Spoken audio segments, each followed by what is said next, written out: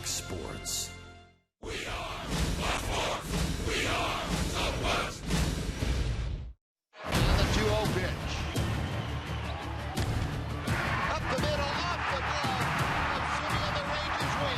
2 crosses home plate. And they are mobbing Rougned Odor between first and second.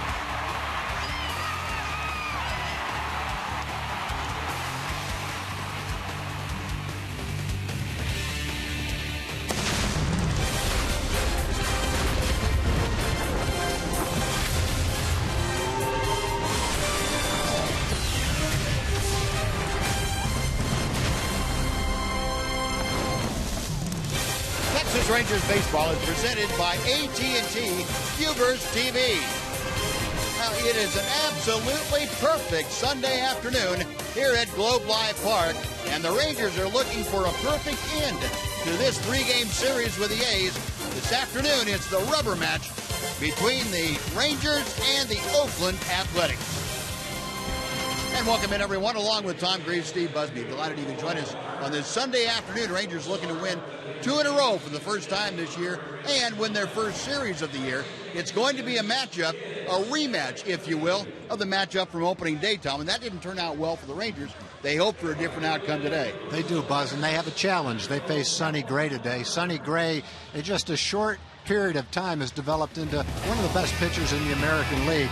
He was certainly at the top of his game on opening day. He only gave up 1 hit, didn't give up a run. He's working on 17 straight scoreless innings against the Rangers. Giovanni didn't have his best start on opening day, gave up 4 runs in 4 innings. Since that time, he's pitched quite well. His ERA since that game is well under 4. He's throwing good baseball right now. He would love to get the Rangers on a little bit of a winning streak, keep their winning streak alive, and try to win the ball game this afternoon. Yeah, build off last night. You saw the great walk-off with Rougned Odor driving in the winning run in the 10th inning for the Rangers last night. So they'll look to go on from there and bring the same magic to the ballpark today. Now the Rangers and the A's getting set to wrap things up from Globe Life Park. We're back with the starting lineup for the first pitch right after this.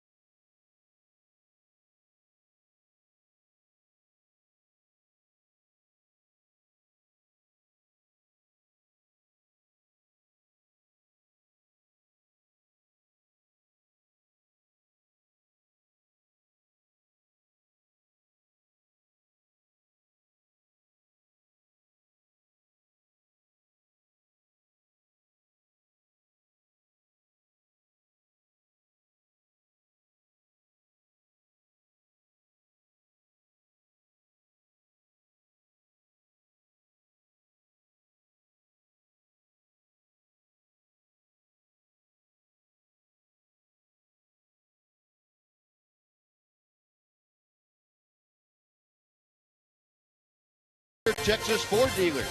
The EcoBoost Challenge is on at your Texas Ford dealer. Get to your best in Texas Ford dealer today. By AT&T UVerse TV. UVerse has more live TV channels on the go than cable. And by Southwest Airlines. Book your low fare now at southwest.com. Well, a rather breezy afternoon, but bright sunshine at Globe Life Park. Nice crowd on hand here this afternoon, applauding for their hometown Rangers, looking for a series win behind Giovanni Gallardo. Before we get things underway, let's check in with Emily Jones. Em?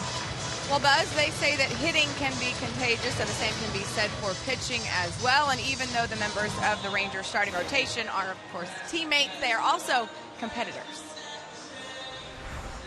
The way we look at it, it's a friendly competition. You know, you want to go out there and do just as good as the guy before you, or even better. And I think if all five of us are on the same page and do what we're supposed to do, I think we're going to be in a good spot.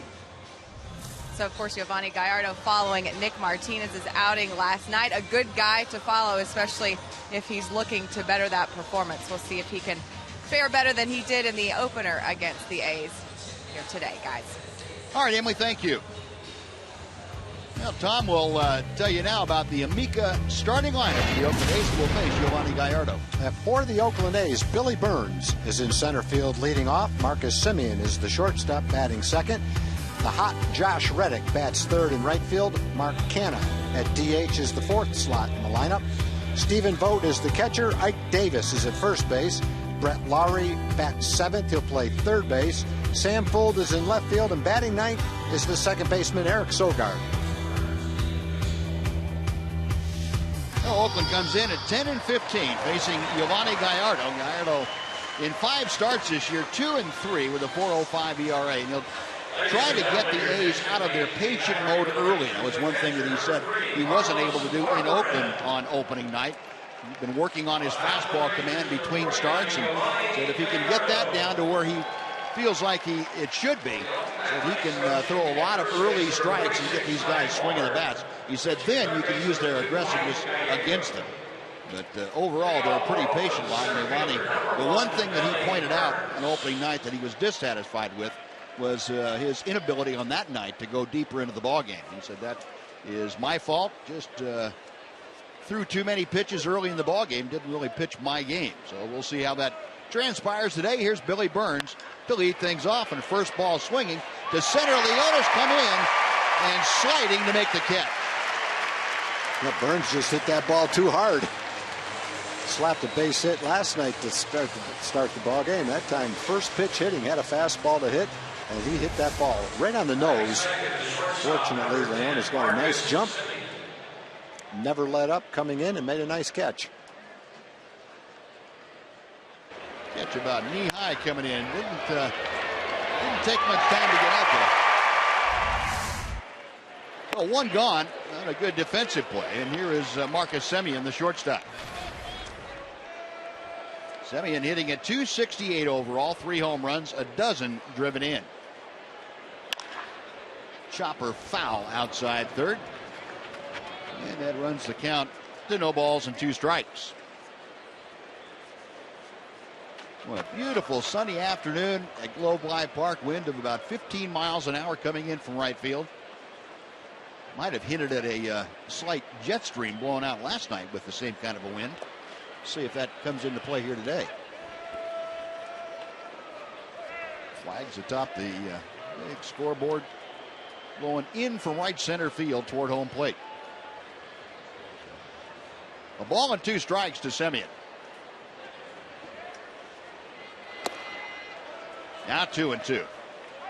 Gallardo, the Fort Worth native, 29 years of age, and his last start took the loss against Seattle, although he pitched pretty well, 6 innings of work. 3 runs against the Mariners. There's a line drive base hit over the leap of Elvis Andrus. So Semien, a 1-out single, is aboard for Josh Reddick. And while we have a moment, we'll tell you about the Rangers defense. It's delivered to you by the New Braunfels Convention and Visitors Bureau. Outfield this afternoon, Carlos Peguero gets the start in left. Martin and Chu are in center and right. Kyle Blanks at first, Rougned Odor, Elvis Andrus up the middle, Adrian Beltre at third. Carlos Corcoran behind the plate here this afternoon, handling Giovanni Gallardo. Gallardo now facing Reddick, a guy who was not in the opening day lineup. Reddick started the year on the disabled list for the A's, had an oblique strain. He missed that first series out in Oakland. He takes a strike here, but he is the hottest Oakland hitter going right now. A 10-game hitting streak and a .385 average overall with 18 runs driven in. That's the most on the A's ball club.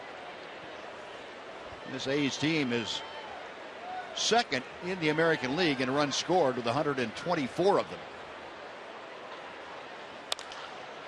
Little looper to shallow left field. Peguero coming on. That is out number 2. Back to first goes Semien. Well, Gallardo, at least here in the first inning, able to do what he wanted to. He's able to throw enough strikes to get them to swing the bats early in the count. And he has 2 outs. Mark Canha coming up. Yeah, Burns hit the first pitch he saw. He was up there swinging. That was only a 1-pitch at bat. Get Canha right off the bat here and have a 10-pitch inning. 77-degree afternoon as Canha steps in. Canha getting the start in the cleanup spot, hitting as the DH today. Billy Butler given the start of the afternoon off. Pitch just outside for ball 1. Butler, of course, mired in a pretty good slump. So Canha, who's been swinging the bat extremely well, handles the DH charge today. Second among American League rookies with that .297 average. Gallardo checking Semien at first. 2-0. Canha got off to a hot start. As a matter of fact, at the Rangers' expense at the beginning of the year. Against the Rangers this year, he's 7 for 15, and he's knocked in 6 runs. He's had 3 good games in a row, 6 for 10 with a couple of home runs.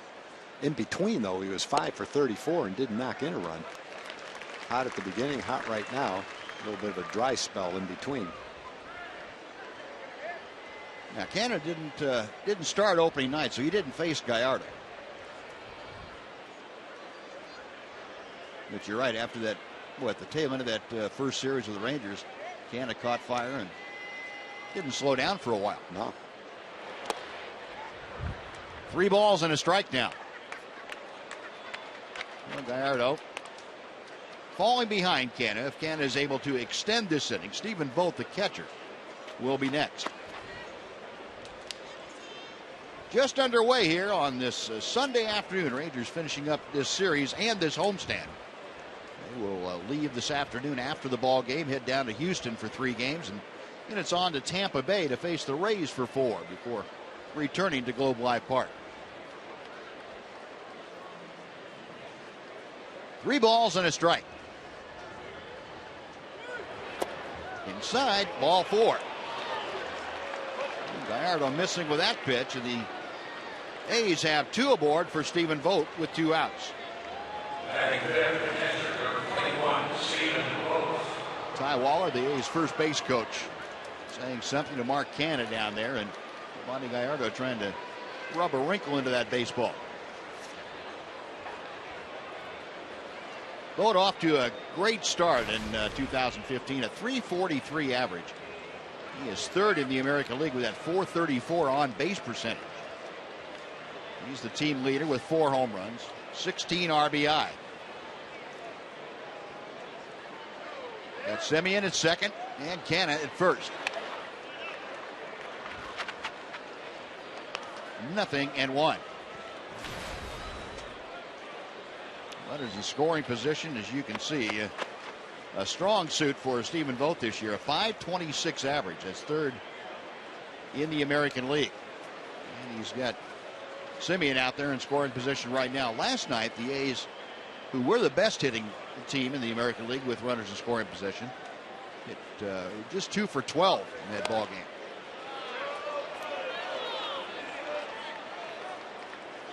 One ball and 1 strike. Gallardo trying to prevent any first inning damage here today.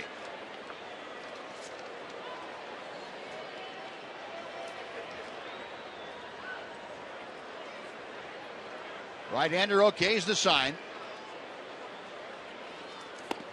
And this is low and outside. The A's this year, kind of an oddity because they play quite a few day games at home, but they are 0-8 in day games so far this year. Well, you see an Oakland club is pretty good during the daytime. That's not the case so far this year. They've hit about 30 points lower during the day also. 247 as opposed to 274 at night. Scoring 2 runs fewer during the day per game. 3.5 as opposed to 5.6. 3-1 the count to Vogt. A little topper over the bag at first, a fair ball, and Blanks will take it to first and step on the sack. That'll do it for the A's. No runs, a hit. They strand 2 after a half inning. A's nothing. Rangers coming up on Fox Sports Southwest.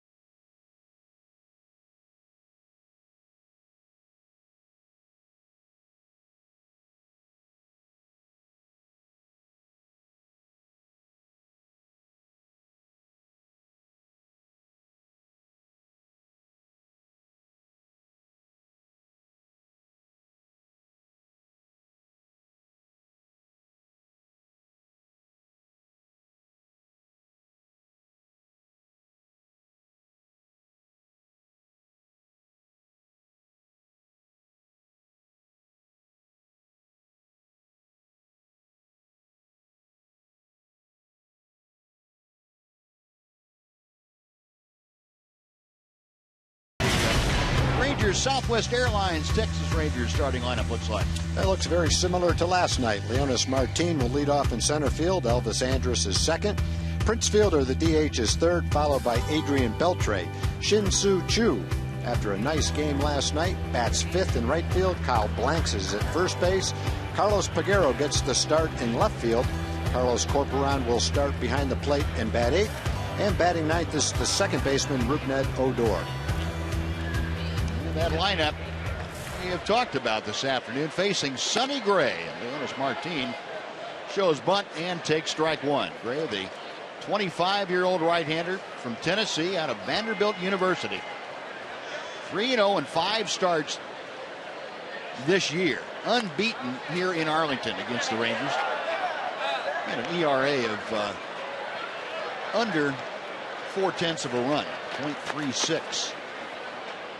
Against the Rangers in this ballpark. Basic pitcher, fastball, breaking ball, and a changeup occasionally. He just executes very well, as that kind of pitch showed you. He's able to work both sides of the plate with the fastball. He's able to move the fastball 2 different directions. And just in case, Robinson Chirinos has himself covered in case the sun bugs him too much. Either that or he's opened up his own concession stand for sunglasses. Yeah, if I looked down in the dugout and saw a player with all those sunglasses on, and I had to pick which player I thought it would be, I don't think Robinson would be the guy I would have chosen. No, I agree. I like that, though. Lighter side of Robinson. He's just the prop, I guess, for the pitchers. I guess so. The keeper of the lenses. Got him swinging. There's a good breaking ball from Sonny Gray, and Leonis Martin down on strike. One gone for Elvis Andrews.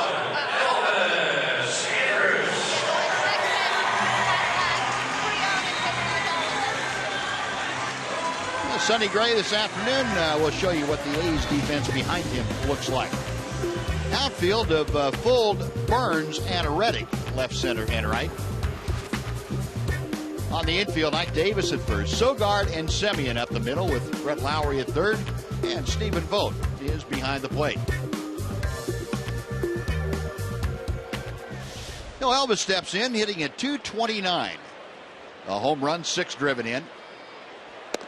8-game hitting streak coming into play here today. That's the longest this year by a Rangers hitter. Not a lot of luck against Sonny Gray, although you're not going to find too many folks around that hit for a big average. Gray reaches out, barehands it, and throws Andrews out. Well, it wasn't hit all that sharply, but Sonny Gray taking that big paw of his and snatching that thing right out of the air. 2 gone. For you younger pitchers at home, that's not recommended. Well, the way he followed through, he couldn't get back with his glove. Probably would have been a fairly easy play for Semien, the shortstop. But with a big hop like that, he wasn't worried about it. Prince Fielder hits a bullet to center field. So what else is new lately? Boy, Prince swinging the bat well.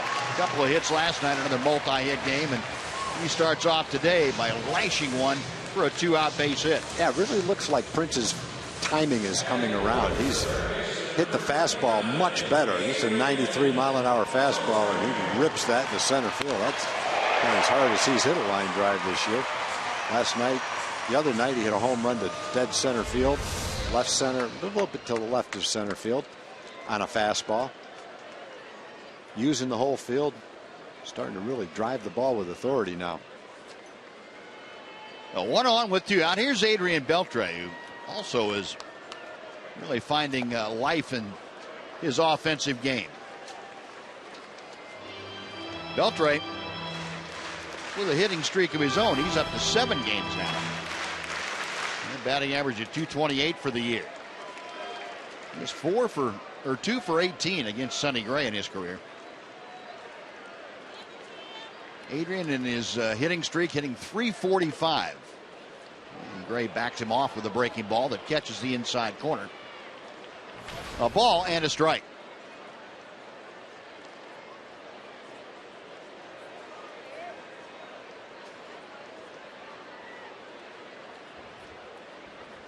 Gray, a belt high set. And a tapper off his glove. Recovers and throws Beltre out at first. Well, the Rangers get a hit from Fielder but strand him. An 11-pitch inning for Sonny Gray. Will go to the second. No score in Arlington.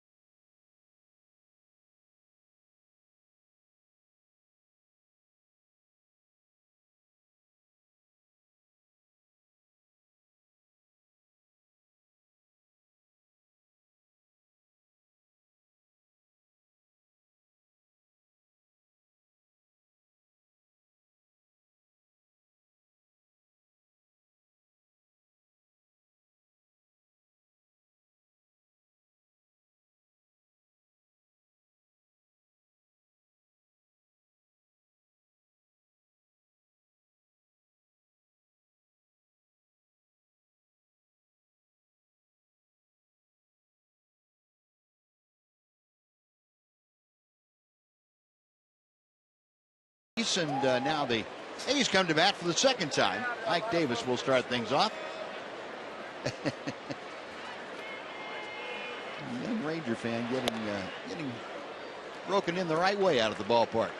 Yeah, got to stand up and cheer for your hometown Rangers.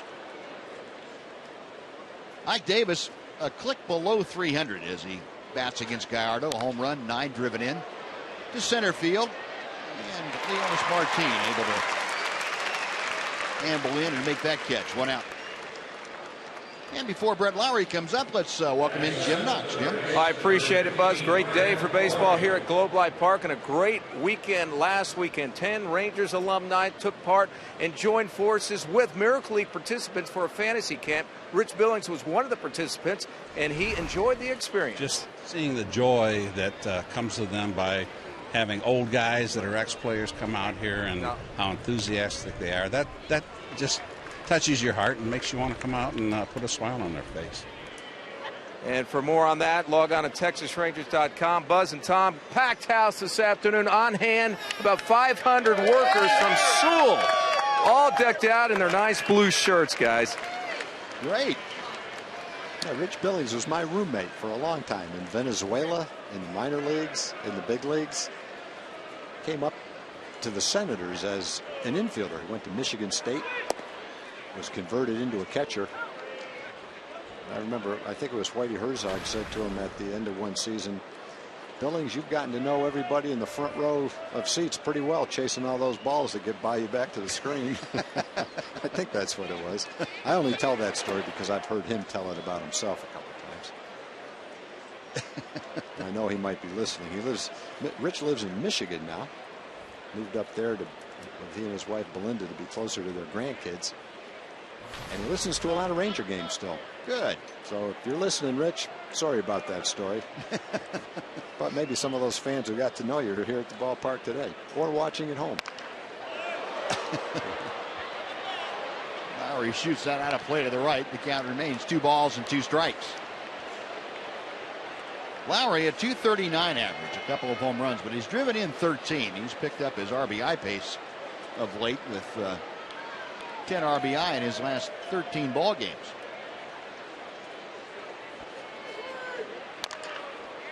Topper just by Gallardo.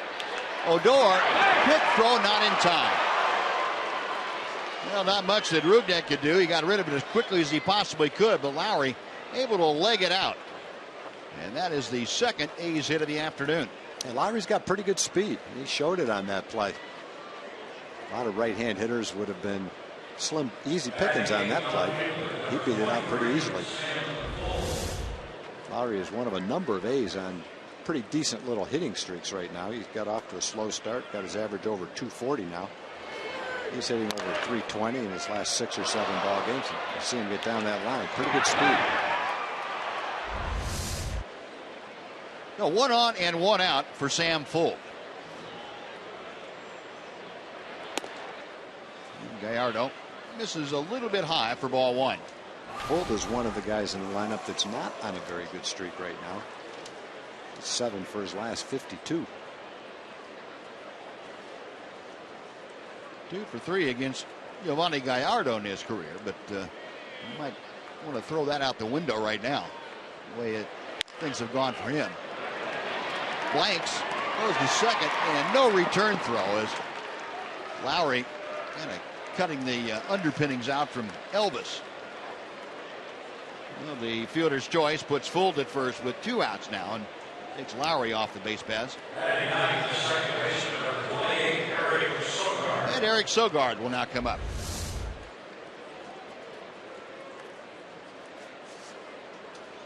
There's one of the things we were talking about, Buzz, earlier in the year. You could see Kyle Blanks trying to position the ball in his hand to get the seams in the right way to throw the ball to second base. I was watching infield practice in spring training when he was playing first base, turning double plays with Elvis. He's got a good arm for a first baseman. He was lighting Elvis's glove hand up during that infield. Elvis was having a hard time catching the ball. He's handcuffing him. He's throwing it so hard.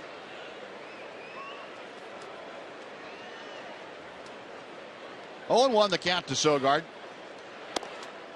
That will even things out. 246 the average for the A's second baseman. 4 RBI, 0 for 4 in previous matchups against Gallardo.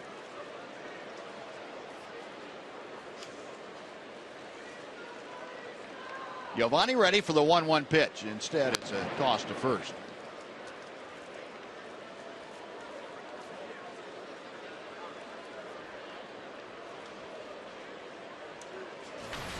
Sogard has the distinction as you look at his day-night splits. Day game's much better for Sogard. That's he's one of the few guys on the A's team that has that distinction, being better in the daytime statistically. But he also has the dubious distinction of having a 143-game homerless streak going.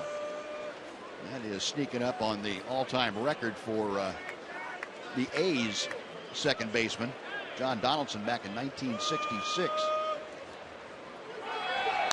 There goes full, the ground ball up the middle. Odor across his body, and he makes the play to get Sogard. So the A's gone, no runs a hit, and they strand a run. After 1.5, Rangers nothing, A's nothing on Fox Sports Southwest.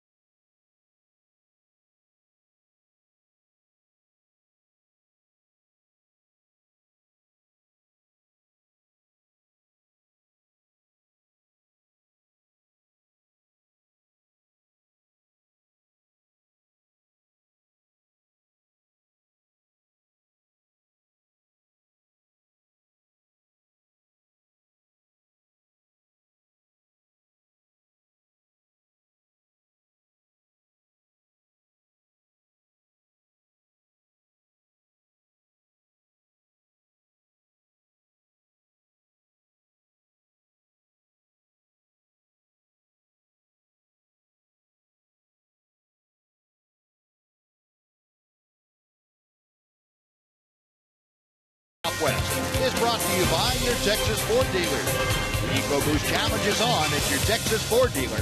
Get to your best in Texas Ford dealer today. A scoreless ball game. Shin-Soo Choo, the hero of last night's game, along with Rougned Odor, leading things off. It'll be Choo, Blanks, and Peguero to face Sonny Gray. 2 balls and no strikes. Yeah, Shin-Soo has to be feeling really good and confident right now after his last couple of at-bats in last night's game. Had a couple of days off, worked on some things. Then he had 2 starts against the A's. Tough starts, too. 2 left-handed pitchers. Scott Kazmir the first day. Drew Pomerantz. Pretty good stuff for a left-hander the second day. Hit his home run off a lefty, Abad. And now he faces Sonny Gray in the 3rd game. So tough opportunities against pretty good pitching since he came back. But he's got 3 hits since that little time off. Couple doubles, big home run in last night's game. And ball 4. Choo garners the leadoff walk from Sonny Gray. 1 on, nobody out for Kyle Blanks. Yeah, that last pitch is one of those borderline pitches that Choo has seen called a strike quite a bit as a Ranger. Nice to see that one call the ball. Getting on base, taking a walk, part of his game plan, really. Well, here's Kyle Blanks, who had a big night last night. A 4-hit game, 4 for 5. After the first pitch, he drives one to right center, but hanging up a bit. Burns able to get there in time to make the grab. That is out number one. The Blanks being aggressive early in the count. Sky's out. And now Carlos Peguero will come up. Sonny Gray has had great command this year. Last year, he walked about 3 batters per 9 innings, which is pretty solid for a youngster, 24 years old. This year, limited sample, only 36 innings. He's walking about half that many, 1.5 batters per 9 innings. And very stingy with the bases on balls. Well, here's Peguero getting the start in left field here this afternoon. He's in the midst of a 1 for 20 downturn offensively, although he has had a couple of walks as a pinch hitter in the last few games. He hasn't been able to get a base knock to fall for him. 188 the average overall with no home runs and 2 runs driven in. Chu, the runner at first. 0-2. Take a look at some more numbers on Sonny Gray. Very few pitches per inning, 13.7. That really is good. That's second in the American League. Opponent's slugging percentage is 4th, 36 1/3 innings, 5th, as is his opponent's on base percentage. Over a 4 strikeout to walk ratio. That is excellent also. Very complete pitcher, very intelligent pitcher too. And the young man went to Vanderbilt, so there has to be something between his ears besides just fastball slider.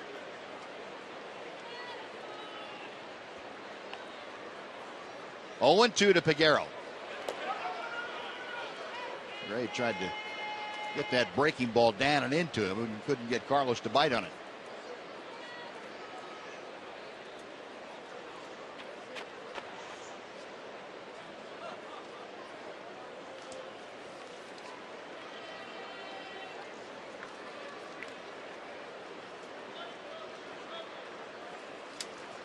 Stephen Vogt flashing the signs out.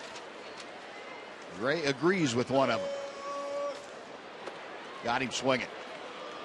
Well, he laid off the first one, but the second one, Gray raised up just a little bit. And Peguero swung through it. For Sonny Gray, that is strikeout number 2, and there are 2 gone with Carlos Corcoran coming up. He's got a lot of different pitches he could strike you out with. Would guess. Not the majority necessarily, but a lot of them come with a breaking ball, that's for sure. He's got a good curveball, hard slider. And to left-hand hitters, when he throws that ball down and in, breaking that sharply, it's a tough one to lay off of. Yeah, he throws enough fastballs in that same area that it's got to look pretty similar, I would think. Yeah. And all of a sudden, the bottom falls out of it, and you're left swinging in air. Carlos Corcoran, switch hitting catcher, getting his first start in this series. Average at .214 with a home run and 3 RBI.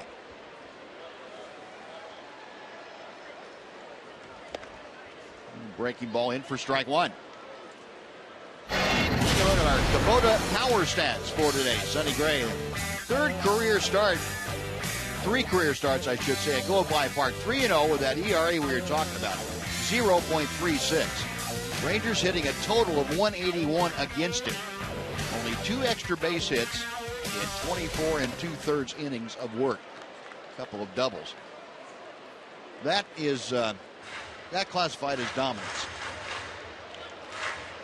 I told you about the 17-inning scoreless streak he had against the Rangers coming in. Well, that has grown to nearly 19 now. Got Chu at first and 2 outs here in the second. 1 ball and 2 strikes.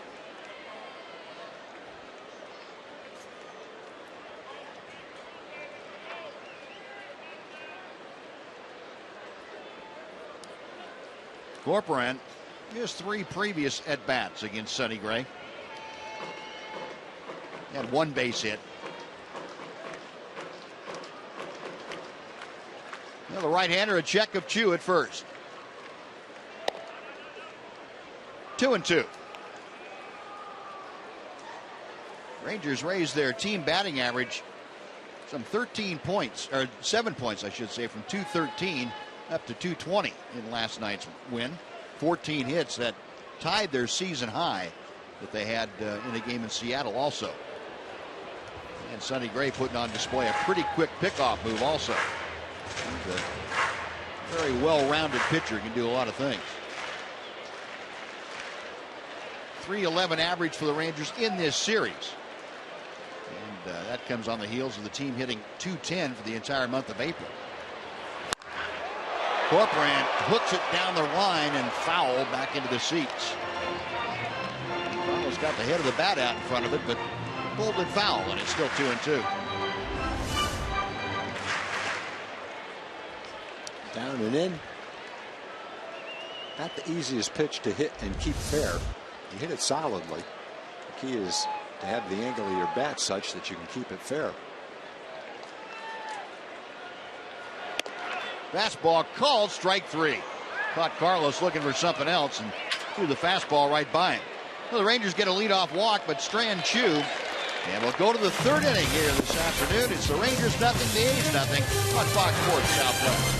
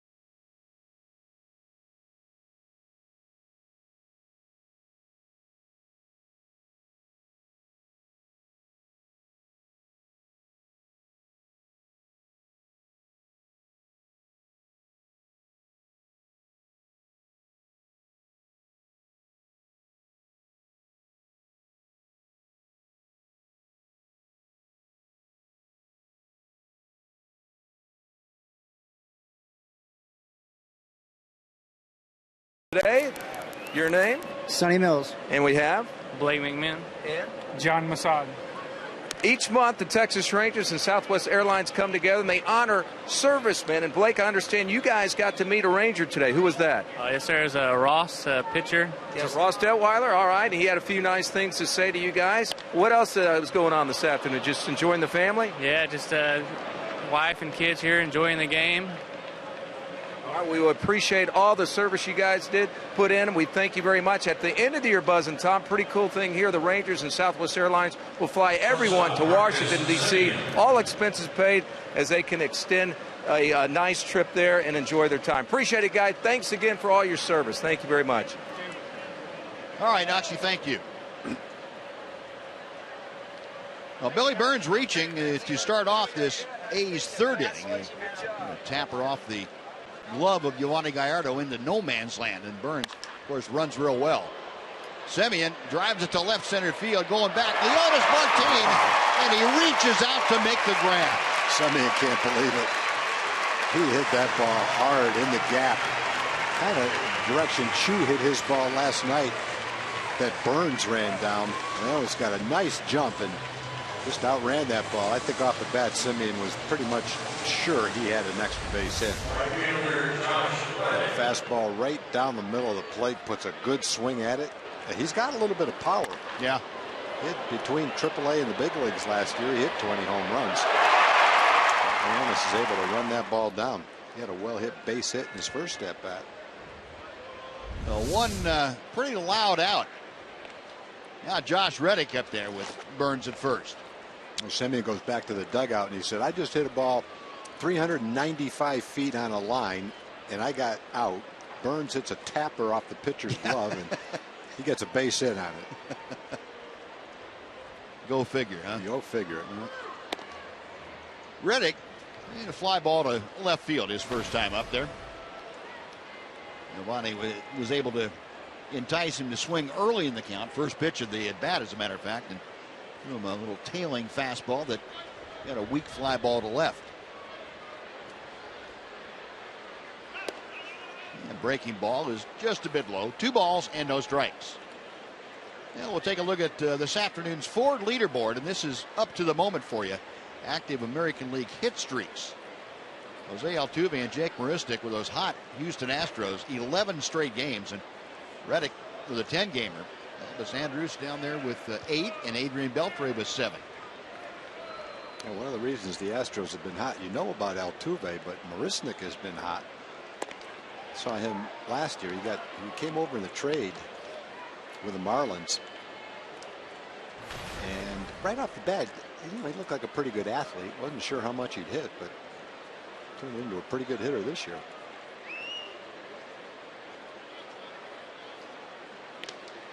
Gallardo, a little toss over to first to drive Burns back.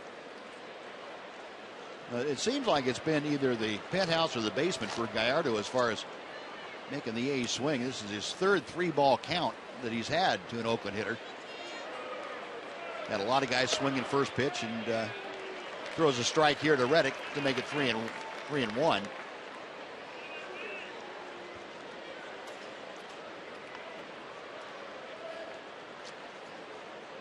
th pitch of the afternoon coming up.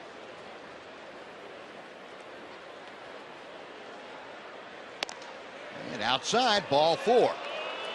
Reddick eyeballing that Gallardo pitch, and it was just off the outside corner.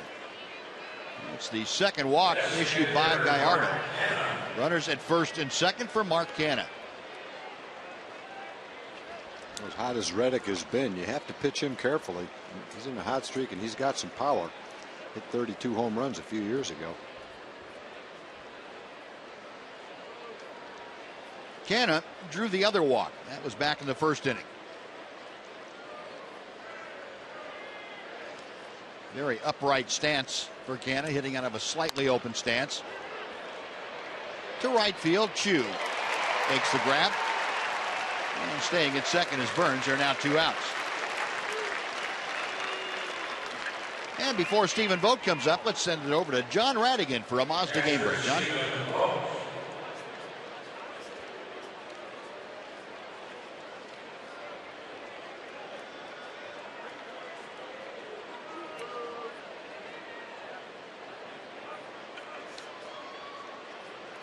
Wow.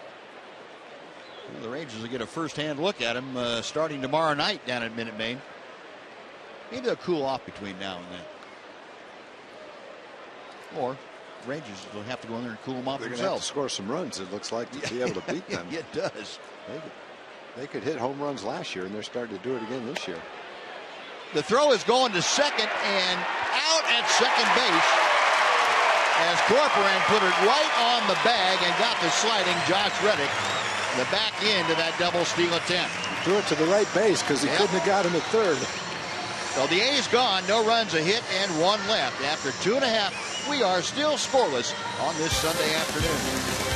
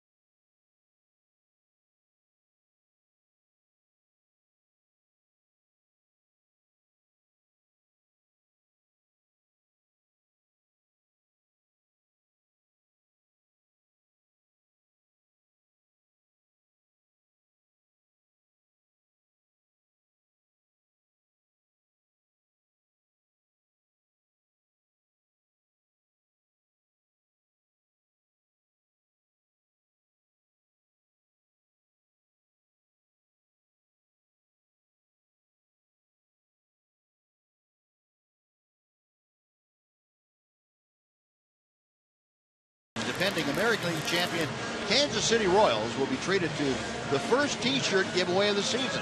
The first 15,000 fans will get a Red Rangers T-shirt courtesy of Dr. Pepper and CVS. Visit TexasRangers.com/tickets, or you can call 972-RANGERS and do it today. Well, the Rangers come to bat here in the bottom of the third. Rougned Odor starting things off against Sonny Gray. It'll be Odor then back to the top of the order. A's with 3 hits this afternoon. Rangers with just 1. And that 1-hit total was what they had in 8 innings against Sonny Gray and opening night out in Oakland. Matter of fact, Gray no-hit the Rangers through the first 7, and Ryan Rua started off the 8th with a single. That was to be all the hits they got. Boy, that's some kind of curveball. Gray will throw a curveball and something that looks like a slider too. He'll vary the velocity and vary the break on it, but he said it's basically the same pitch. He just changes how hard he throws it. And you can have a testament from the Rangers that he's throwing it just exactly right for him. Wow. Let's go down and check in with Emily Jones. Em? Well, guys, Leonys Martin making plays all over center field, and he's starting to see his plate game come around as well. I don't feel like 100%, but you know, it's early. You know, try to keep my approach every single bat. You know, try to swing strike, try to see many pitches I can. You know, and still aggressive in home plate. Aggressive there, maybe a little too aggressive, guys. Hard to tell with Gray out there, Em. You're darned if you do, darned if you don't sometimes. Leonys had gone down swinging his first time up. He saw something on the first pitch that he thought he could handle. Unfortunately, it was a tapper back to Gray. Now, that's the third ball the Rangers have hit back to the mound today. And Gray gets more of those comebackers than anybody in the American League. I wonder why. Fastball, hitting slider. on top of that breaking ball? Yeah. Yeah. And being able to move the ball the way he does away from the middle of home plate. You know, cutting the fastball or tailing a fastball. And then with a slider, he gets a lot of balls off the end of the bat. Elba showing bunt. That had Brett Lowry, the third baseman, charging down the line, but the pitch was high. Elvis hit one of those comebackers. That was in the first inning. Gray with the 2-0 pitch. You know, the other reason he could get more than a lot of pitchers is because he's more mobile than they are. Yeah. He catches more of the opportunities than other pitchers catch. Well, that's a good point. Something to be said for athleticism out there. He probably gets more than his fair share, and then he catches more than his fair share. He's falling behind Elvis here. 3 balls and a strike. There's some pitchers, the only ball they're going to catch back to the mound is one that just happens to go right in their glove. And ball 4. Well, he's already walked a couple of guys in 3 innings. He hasn't done that very often. Well, Elvis aboard with 2 outs. He's had 1 walk in 4 of his 5 starts. He's only walked 6 all season long coming into the ball game. He's walked 2 already. The Prince fielder has the 1 Ranger hit. That was a very solid line drive to center field his first time up. A's go into a semi-overshift with fielder as he takes outside for ball 1. Prince now with that base hit has the average up over 350. 355 to be exact.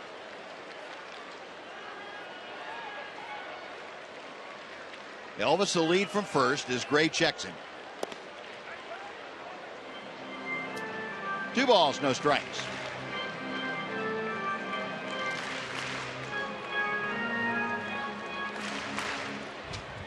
Rangers running game been kind of fits and starts this year. They ran a little bit on the just completed road trip. Of course, when they go to Anaheim, they run the minute they get off the plane.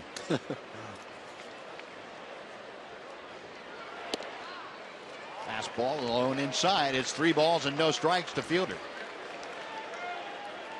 The American League leaders in the batting race starting today. Adam Jones leading at 373. Altuve a couple of points behind him. Prince Fielder down there at 5th. Those are the qualifiers for the batting race. Of course, you have Reddick and Vogt that would be in there too, but they have not had enough at bats to qualify.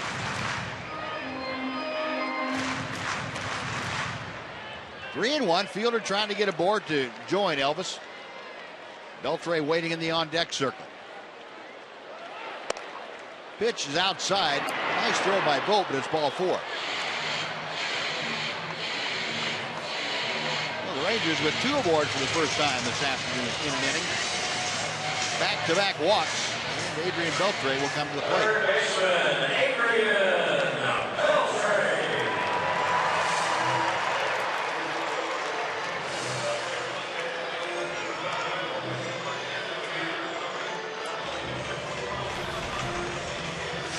Yeah, Sonny Gray's thrown 42 pitches. Not the normal ratio you would have if you're Sonny Gray. 24 strikes, 18 balls. Command has been a little bit of an issue for him. 3 walks in 3 innings. Got half as many walks right now as he had in 36 innings coming into the game. Been having trouble commanding his fastball. He's been able to throw the breaking ball over more frequently than the fastball. And now the breaking ball in the dirt. Vogt has to block that. Vogt going to go out and have a little chat with Sonny Gray. Here's the breakdown: 43 pitches and 24 strikes. And Gray, the kind of pitcher, statistically, certainly, that if you don't get him early, you have a tough time if he settles in. And this could be one of those games also that you don't get him here in the first 3 innings. You give him a chance to get his feet on the ground and get command of that fastball, and you're going to be in for a short day. Rangers last night 5 for 9 with runners in scoring position, raised that overall average to 220. That was up some 19 points from when this series began. Got Elvis at second base, Fielder over at first. 1 ball, no strikes to Adrian Beltre.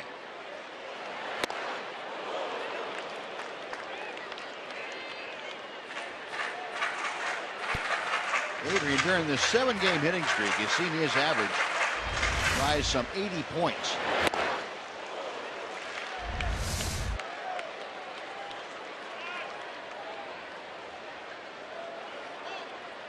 Gray back to the plate. Popped up. Second baseman Sogard makes the catch, and that'll do it. Rangers get a couple of 2-out walks, but leave them both stranded. We're going on to the 4th inning. It remains the Rangers nothing and the A's nothing on Fox Sports Southwest.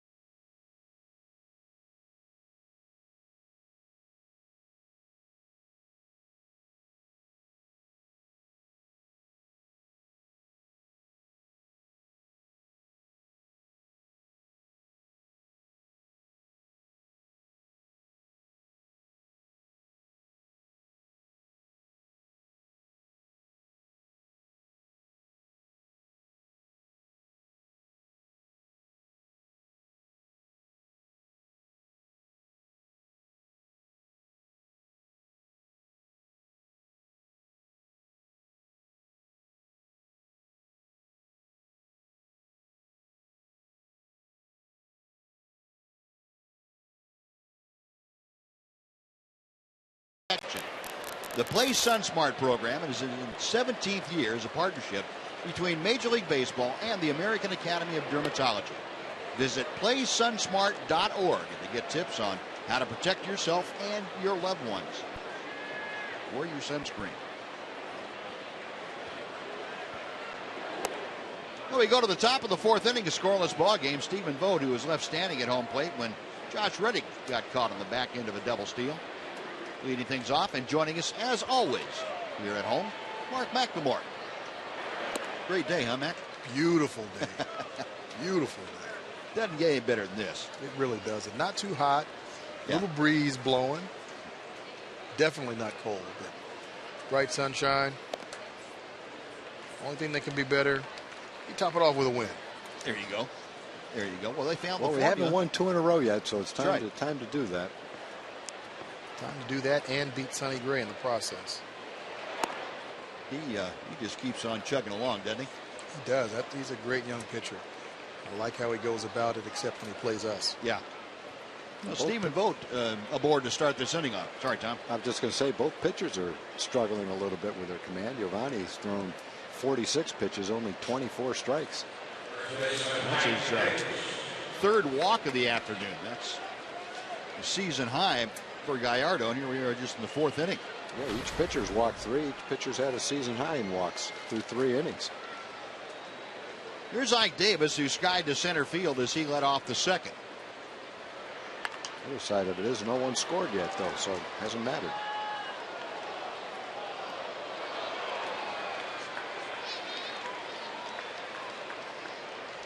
Well, both these clubs have taken advantage of the base on balls in this series. The big innings had a couple of notable base on balls for each team when they got them going.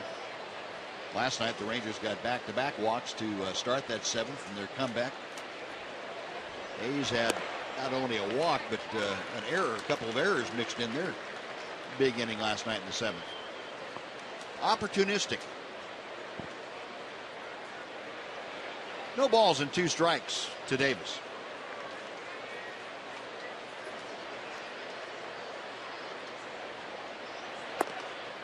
Now 1-2.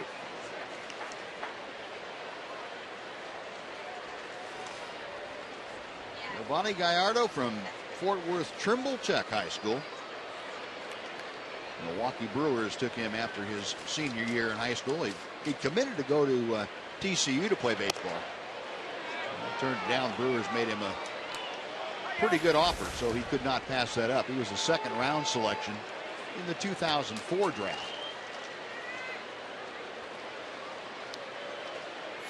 Got to the big leagues at the tender age of 20. Peguero shading toward the line into foul territory to make the catch for out number 1. Back to first goes Vogt. No, Davis retired. Now Brett Lowry will come up.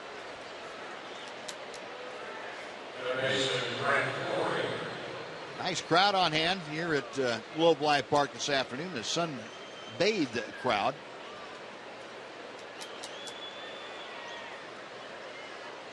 The early part of the year, the grass is green and the stands are filled.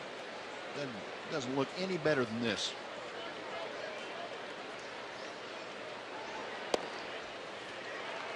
Lowry takes that breaking ball from Gallardo for strike 1.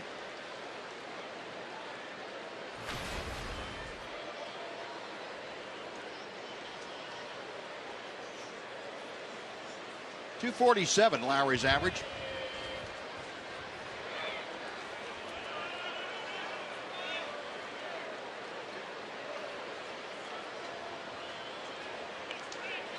Lowry now 0 for 6. Or 1 for 6, I should say, against Giovanni Gallardo.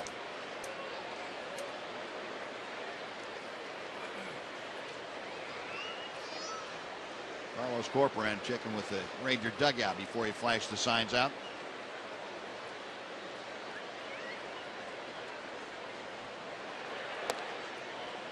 And Gallardo just missing down and away. It's 2 balls and a strike.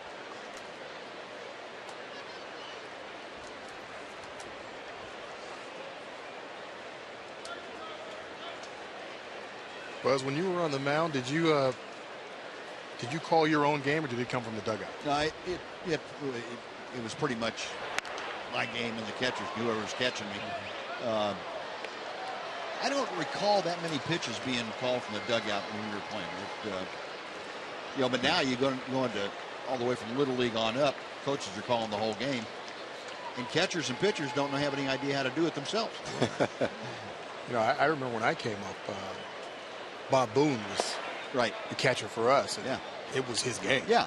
And whoever got out there, don't shake him off. Whatever he put down, that's what got thrown. And I guess over the years, some managers just decided to, or pitching coaches decided to take it in their own hands and take it away from catchers. Yeah. How about you ever seen a game where a shortstop called the pitches? Yep. Yes. A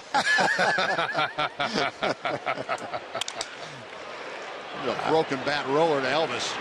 That's all they're going to get. Here's the force at second. I played with one of those guys.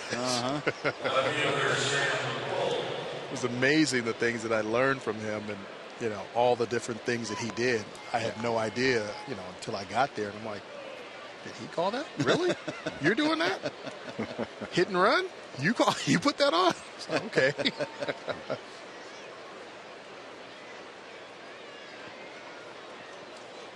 2 outs. Here's Sam Full. Full 0 for 1 this afternoon.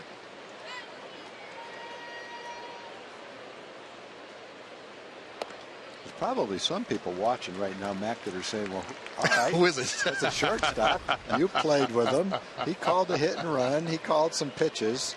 Wouldn't be Alex Rodriguez, would it? It would not be Alex Rodriguez, no. Okay, it's somebody else. It was somebody else, and that would be Cal Ripken. Okay.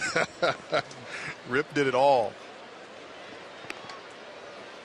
Yeah, he was obviously a great player and a very smart player. And I enjoyed my 3 years playing there with him, and just a joy to watch every day. And it still amazes me to this day how he was able to go out there every single day for 14 years and play, and not just play, but produce. Right. At a high level, all-star caliber level for many, many years. And 6'4", 220, 225, playing shortstop and playing it as well as, the smaller guys that play the game. So just an amazing athlete, amazing player. And not getting innings off every once in a while. No, he didn't like that. No. Full didn't particularly care for that, and the bat took the brunt of it. So Gallardo works around a leadoff walk. He's stranded runner, 3.5 in the book. Still no score in Arlington.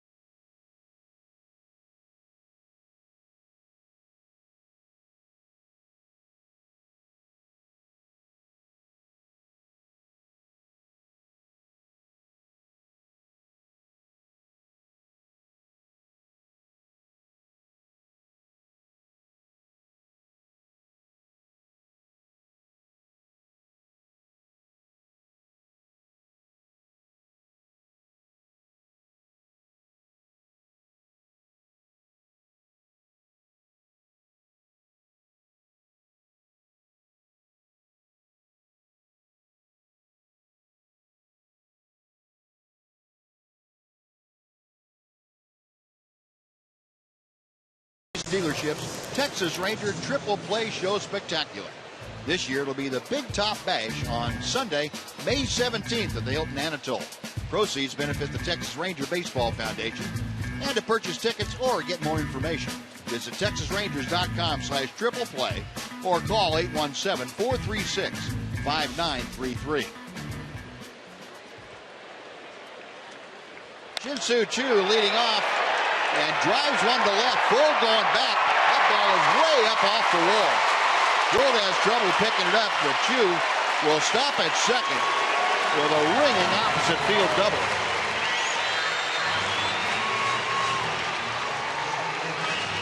Nice to see him back. Beautiful. He could be a big cog in this lineup. Swinging the bat well the last 2 days. Got a pitch on the outer part of the plate and drove that ball off the top of the wall and left. That's when you know when guys can go that far the opposite way, they're getting locked in. And that pitch was tailing away from him almost a little bit outside. He drove it over there. So he's not just getting his hits, he's getting his extra base hits. 3 doubles and a home run. Well, that is the second Ranger hit of the afternoon, and they both come on the first pitch against Sonny Gray. Well, Kyle Blanks now will try to at least advance Choo to third base. Blanks is fly ball to center field his first time. Check swing on that sweeping breaking ball. Take a look at our T-Mobile game changer for you. How about Kyle Blanks, the home run in each of the last 2 games against his former team. Robinson Chirinos, the only Ranger this season with home runs in consecutive games. Rangers as a team, 17 home runs. That's 13th out of 15 in the American League. 2-0 pitch. Now 2-1. We'll visit last night for you. Home run against Drew Pomeranz. And that thing had ice on it coming down. It was so high. You know, if he continues to swing the bat like this, John Daniels is going to have an interesting decision to make when Mitch Moreland comes back. And, you know, he could extend this lineup with the way guys are swinging now. Choo's coming on. Elvis has been swinging the bat well. Beltre's doing his thing, and Prince has been going from day one. And Leonis has been, getting on base and setting the table. So that lineup could be pretty potent. Yeah, and we talked about in relation to Carlos Peguero earlier. Get a look at Mitch on the bench, but a late bloomer, if you will. And Kyle Blanks might fit into that category too.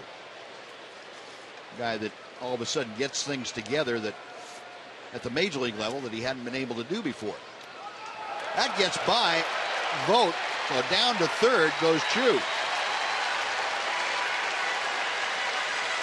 Well, instead of worrying about getting him over, now Kyle Blanks, all he has to do is get him in.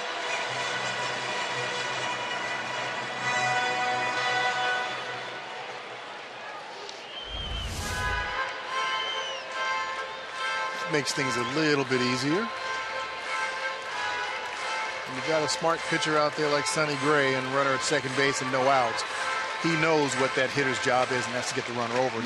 And he's doing everything he can not to give that hitter a pitch to be able to do it with. 3 balls, 2 strikes. Gray from the stretch. Check swing. Did he go? No, he did not. And Blanks able to draw the walk. Tough pitch to lay off of on 3-2, but Blanks just able to hold the barrel of that bat back. That is walk number 4 issued by Sonny Gray here this afternoon.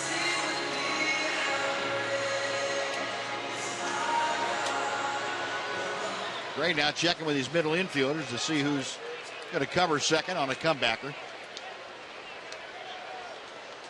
A's went from having the infield up to the middle of the infield at double play depth now with nobody out.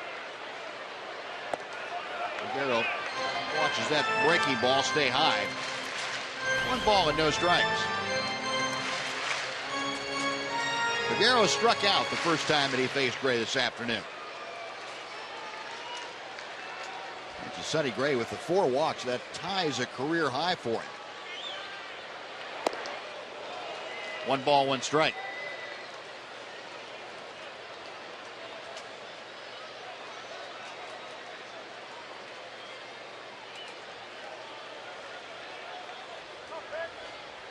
Shin-Soo Choo, the runner at third. He doubled to start the inning, doubled high off the out-of-town scoreboard, went to third on a wild pitch.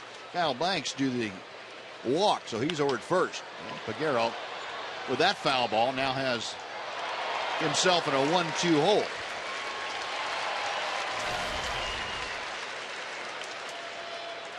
Last 21 at bats, Carlos Peguero only able to find safety in the diamond one time.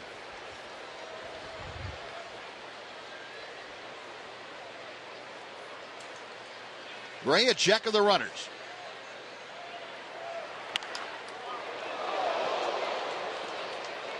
A one-hop rocket into the seats. Still 1-2.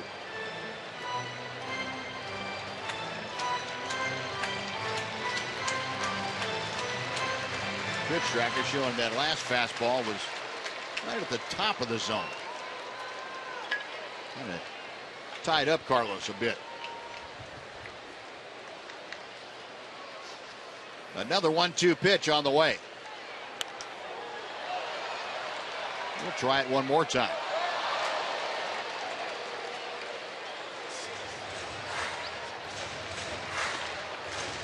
The Rangers at least making Gray work in the last inning and this inning. He's gotten his pitch total up now to close to 60. The next one will be 58. He has nobody out here in the fourth inning. He's going to have to make a sixth pitch in this at bat to Carlos Peguero.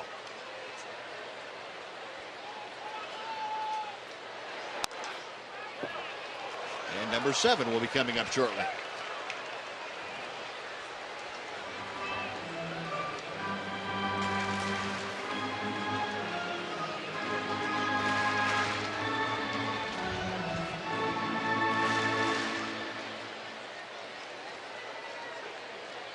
Gray, the 25-year-old Tennessee native. Started off 3-0 also last year. Well, he's no stranger to have things go well the first part of the season. This is high and outside, and the count evens now at 2 balls, 2 strikes.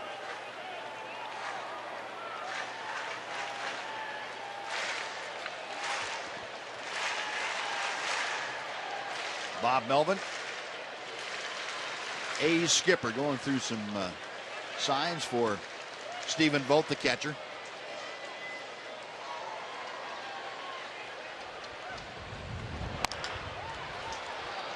Chopper foul outside first. So Peguero having a kind of a nuisance at bat if you're the pitcher. Yeah, Peguero's been a little bit prone to striking out in his career and early in his career with the Rangers so far, but he's hanging in there, having the kind of at bat that you don't expect a free swinger to have. A guy that, again, is a little bit prone to the strikeout, but he knows what's at stake right here. Tie game, man on third, less than 2 outs, concentrating on making some contact. He's got Chu at third, Blanks at first. Nobody out here in the fourth inning. High and tight, and he has run the count full. This is going to be pitch number 10 from Sonny Gray to Carlos Peguero. And the crowd now getting behind their hometown Rangers. A little noise from the faithful.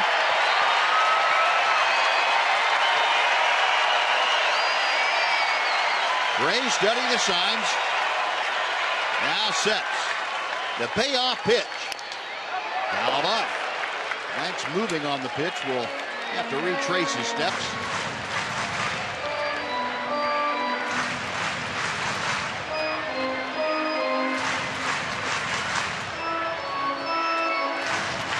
Pitches already from Sonny Gray to Carlos Peguero, and they've been all over the place. That's that scattergun approach.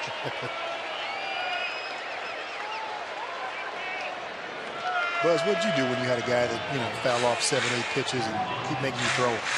I get mad. That really ticked me off. Buzz would drill him. That shocks me. I just put the ball in play. I don't care what you do. Put it in play. Let's get out of here. After 10 pitches, the 11th one hit him in the ribs. You want to get to first base that bad here. And there is strike 3. Blanks into second with a stolen base. Well, Peguero caught looking on the 11th pitch of that at bat. The Rangers now with runners at second and third and one out for Carlos Corcoran. Catcher Carlos Corcoran. All those pitches, you get the pitch, you get the count toward the 11th pitch. And there, he just must not have been looking for a pitch right down the middle. Melvin out there to probably give Sonny Gray a little bit of a breather.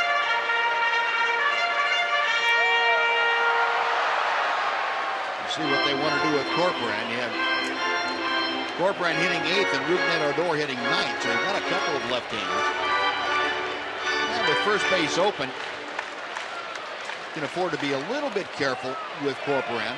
A's are going to play the infield just in front of halfway. Carlos Corcoran called out on strikes his first time up there. The first pitch is low and inside. That got Stephen Vogt. Got Corcoran too, I think. Ricocheted off Corcoran and he hit Vogt? I think so.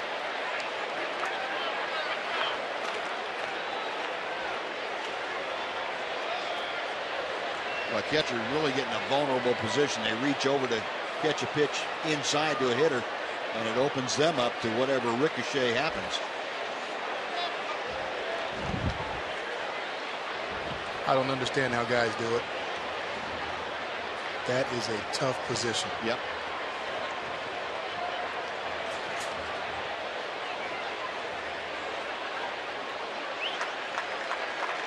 If you happen to be a little bit squeamish about stuff like this, we're going to show you the replay, and you may not want to watch it.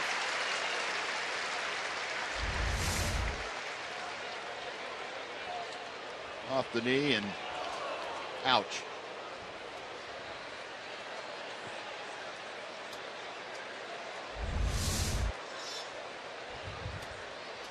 It turned into a soprano for a little while. 25 prospective catchers watching this game just said, I'm switching positions. Yeah. I thought I wanted to be a catcher. Not anymore. There ought to be a law, right? Well, that's something that the Rangers have used to their advantage now. That's the 22nd time they have been hit by a pitch as a team. By far the most in the major leagues this year. Now, loads the bases with one out. Rougned Odor at the plate had a situation like this last night in the 10th inning. All the Rangers needed was one, and he got the infield single to walk off with the win. Now he'd like to get the big hit and get the Rangers on the board to grab them in a lead here in the 4th inning. One career grand slam last year for Rougned Odor. Got two blanks and Corcoran. Third, second, and first. Chopper to first. Davis is coming home. They get the force. That is out number 2.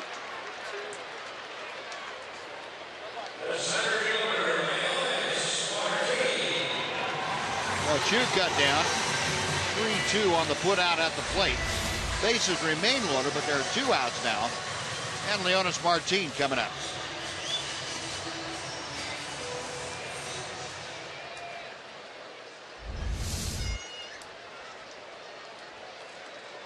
Martin. Go ahead. You got a game where Sonny Gray has walked 4 guys and hit a batter this inning as well. Want to take advantage of the opportunity. It's tough enough to score against him. He came into the game 17 straight innings without a run against the Rangers. I don't know in those games if they've had a better chance to score than this. Probably not. Well, he's up to 20 2/3 now, scoreless innings. Leonis Martin, a strikeout, and it's Happer back to the mound. And blanks Corcoran and Odor, third, second, and first. The 0-1 pitch. That almost hit Leonis.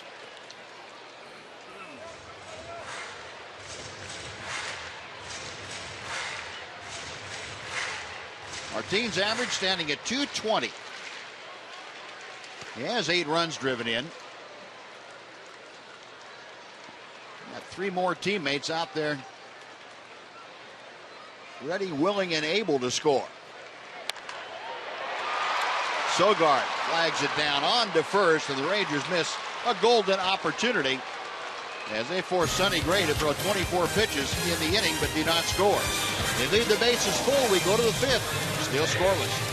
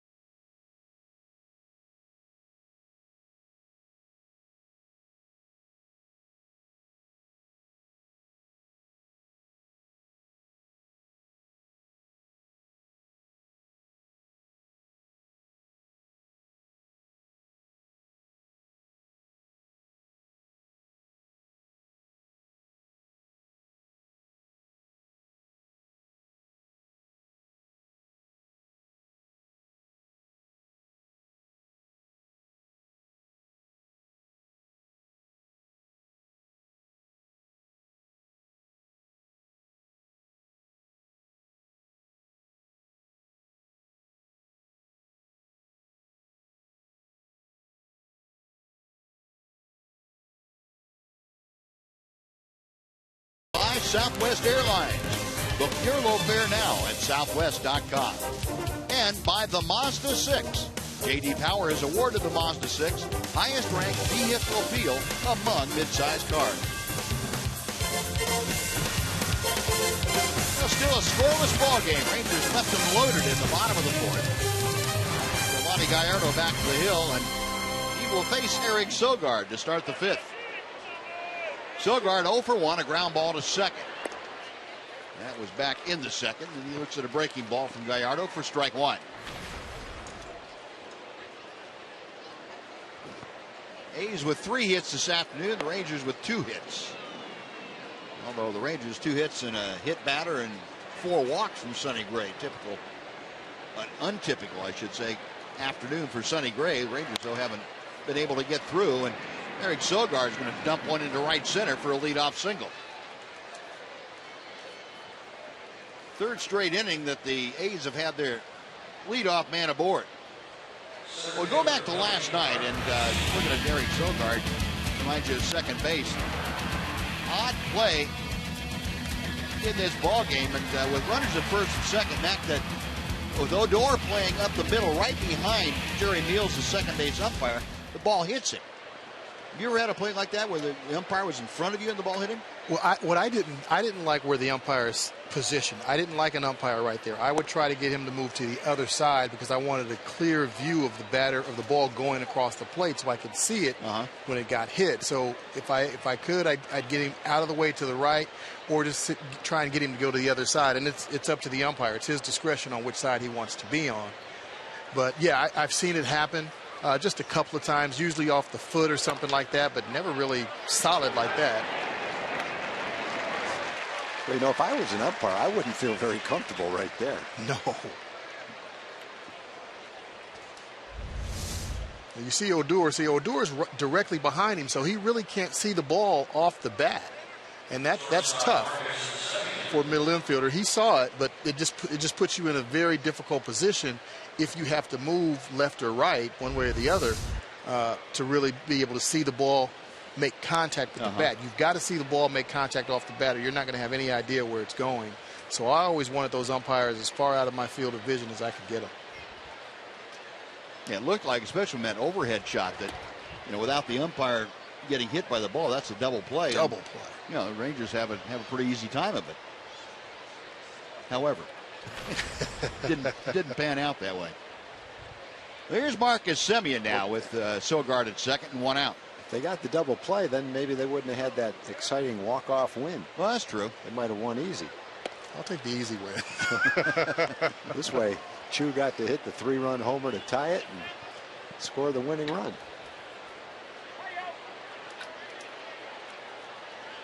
Semien a .273 average. Sogard the lead from second as Gallardo checks him. Fly ball to left that's hit pretty well, but Peguero looks like he has room in front of the wall, just barely. Makes the catch. Back to second is Sogard. That's out number 2. Well, Semien's had some good at-bats today. He had a line single the first time up. Then Martin took an extra base hit away from him. This one he got underneath of and hit it right to the warning track.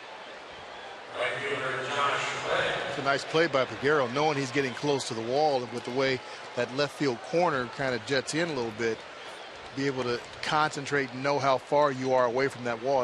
That was great concentration on Peguero's part. Well, 2 outs now. Here's a guy you want to be careful with, Josh Reddick. Boy, Elvis had just started to break in behind Sogard at second as Gallardo turned his head to make the pitch. And a split second later, I think Giovanni might have had a shot at a pickoff at second. Never saw Elvis breaking to the bag, though. 1 ball, no strikes. A rocket. Elvis able to knock it down and recover. A low throw. It gets by Blanks. Around third, coming in to score is Sogard. Into second is Reddick, and the A's grab a 1-0 lead. Tough play for Elvis. That ball came up on him and got him right in the breadbasket. Able to knock it down, then the throw was hurried, and it was off the mark.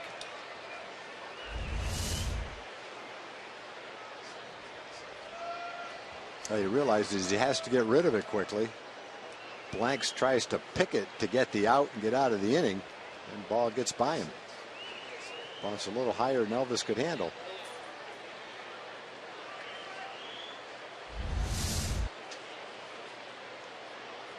Well, that's going to be scored. An error on Elvis Andrus the whole way.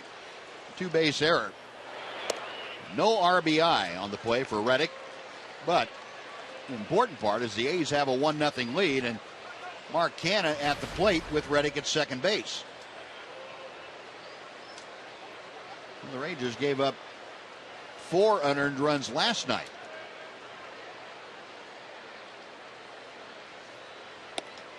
And this run this afternoon is of the unearned variety. Elvis making his 7th error of the year.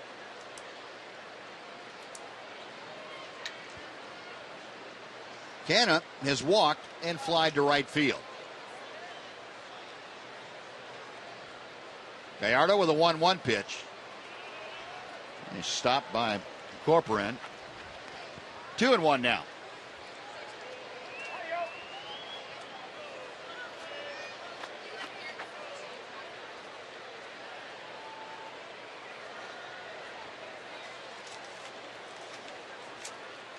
Giovanni Gallardo trying to regroup mentally. That's a difficult thing when you make the pitch you need and can't quite get out of the inning. Ball is tapped down foul. There's been a number of games for Giovanni so far this year where the defense has not really been too kind to him. Not all of them have been errors. Sometimes plays that could have been made weren't made. It's either been the defense or the bats that haven't been there when Gallardo's been out there. Well, the important thing here for Giovanni is really to get himself under control and make sure he bears down on Canha and not to make the matters worse. Elvis in the hole, and that throw is on the mark. Well, the A's come up with a run. It's an unearned run on a hit and an error, and they strand 1. We're halfway through the ball game. It's the A's 1, the Rangers 0.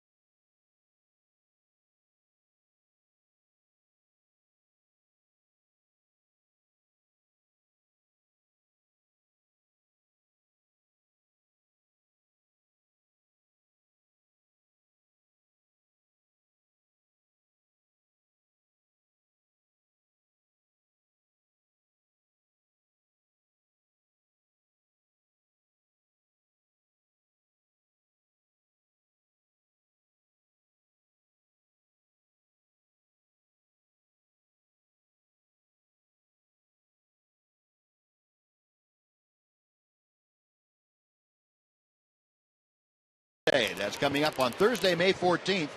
It's before the 105 game against the Royals, and come on out early and enjoy a fun and educational program from the CBS 11 weather team. Then kick back and enjoy a weekday matinee game. Visit TexasRangers.com for details. Elvis Andrus starting off the Ranger fifth, hit a smash to Lowry at third. And that is out number one. Elvis 0 for 2 with a walk. And next would be Prince Fielder.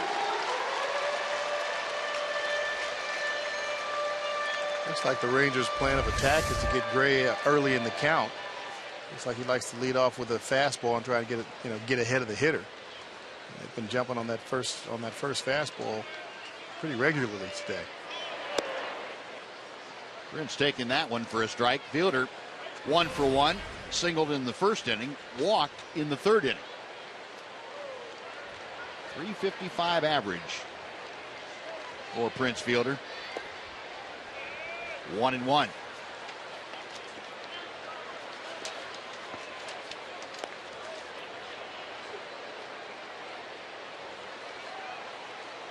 Fielder now has hit in the last 3 games and went through a little bit of a downturn there for a series and a half. That's about it.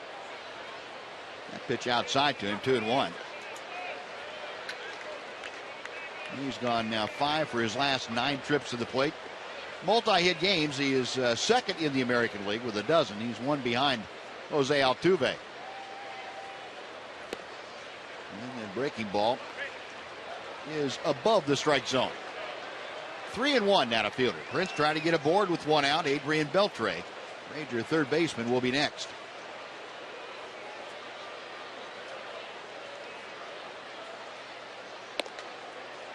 Right on the outside corner. 3 balls and 2 strikes. Prince making his 15th start at DH this year. This is the Rangers' 24th game of the 2015 season. Shortstop Simeon playing on that side of the second base bag. Easy play for out number 2.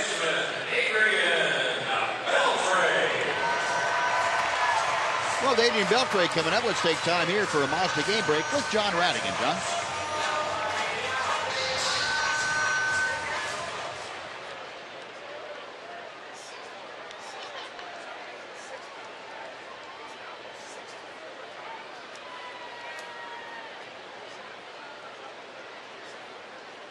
All right, John, thank you. Adrian Beltre, first ball swinging. And Sogard, the second baseman, has it. Rangers on a couple of ground balls and a pop out go down quietly. After 5, the A's lead 1-0. Mac, we'll see you after the ball game on Rangers Live.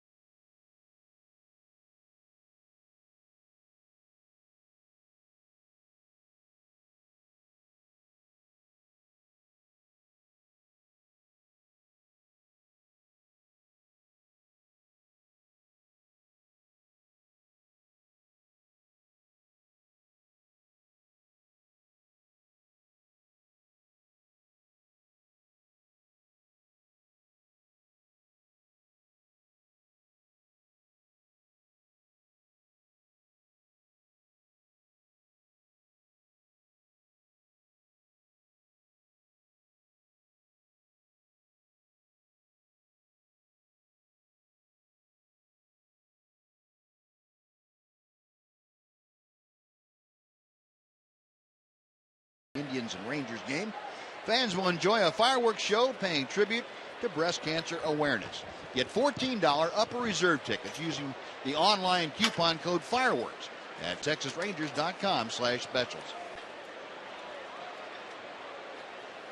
Uncle Sam in attendance out here today. Nice to see him. Did a little dye job on his beard. Stephen Vogt leading off the top of the 6th inning. A's on top 1-0. Vogt, Davis, and Lowry, the first three to do the swinging against Giovanni Gallardo. Gallardo yielded an unearned run in the 5th inning. Only run of the game by either team so far today. And Vogt now down in the count, no balls, 2 strikes. Vogt 0 for 1. Had a ground out in the 1st inning. Walked in the 4th. A ball and 2 strikes.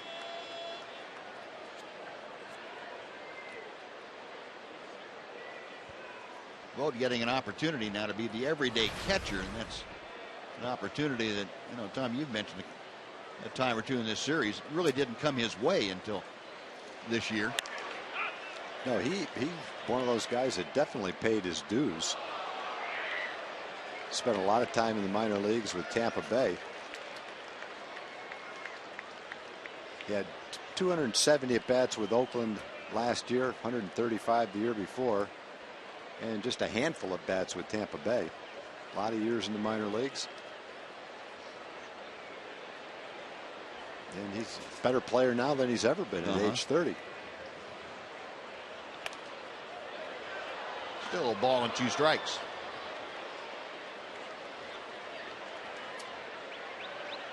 Seems like catchers, I guess because of the demands of the position, tend to be a little bit older overall. You get a young guy every once in a while like Pudge that comes up and just wows people, but most of the time you don't see many youngsters in there. That ball's hit deep to right field. Chu is back, and that ball's in the seats. A 1-2 pitch, and Stephen Vogt going down and golfing it out of here, and the A's have a 2-0 lead.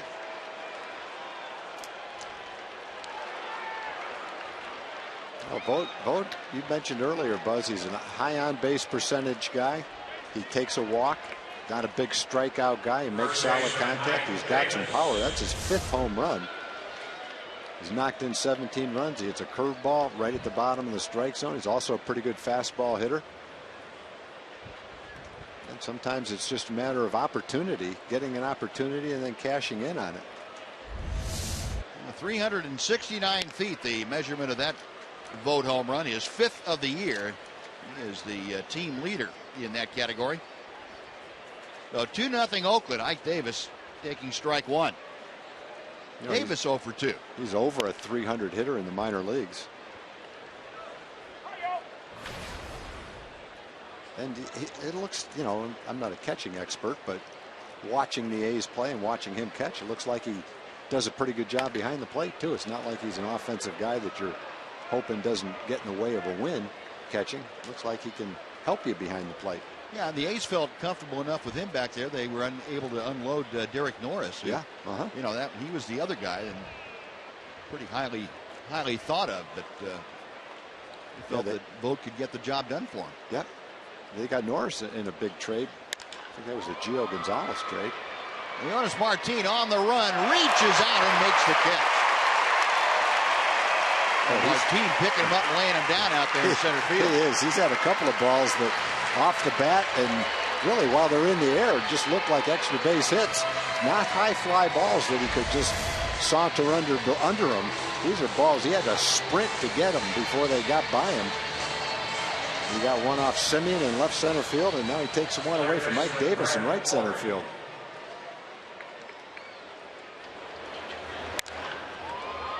Look at the ground that he covers.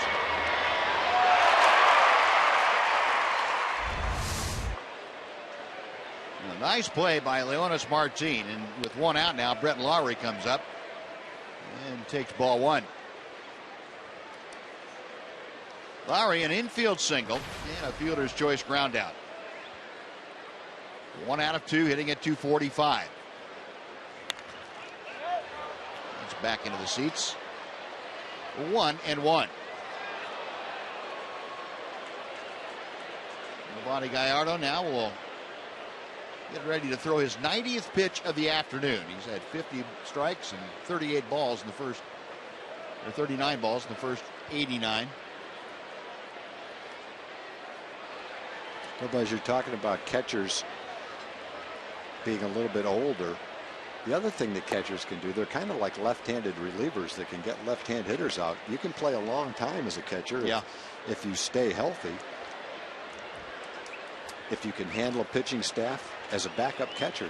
Managers love to have a veteran guy back there who's been through the wars, so to speak, can handle a pitching staff, knows his spot on the ball club. So if you're a pretty good defensive catcher, maybe you've got a little bit of power, you bring something to the table and you stay healthy, you can catch for a long time as a backup catcher. As long as you don't have any knee or back problems, it seems like those are the two things that if catchers get them, it pretty well derails their career, their ability to catch late into a career. Yeah.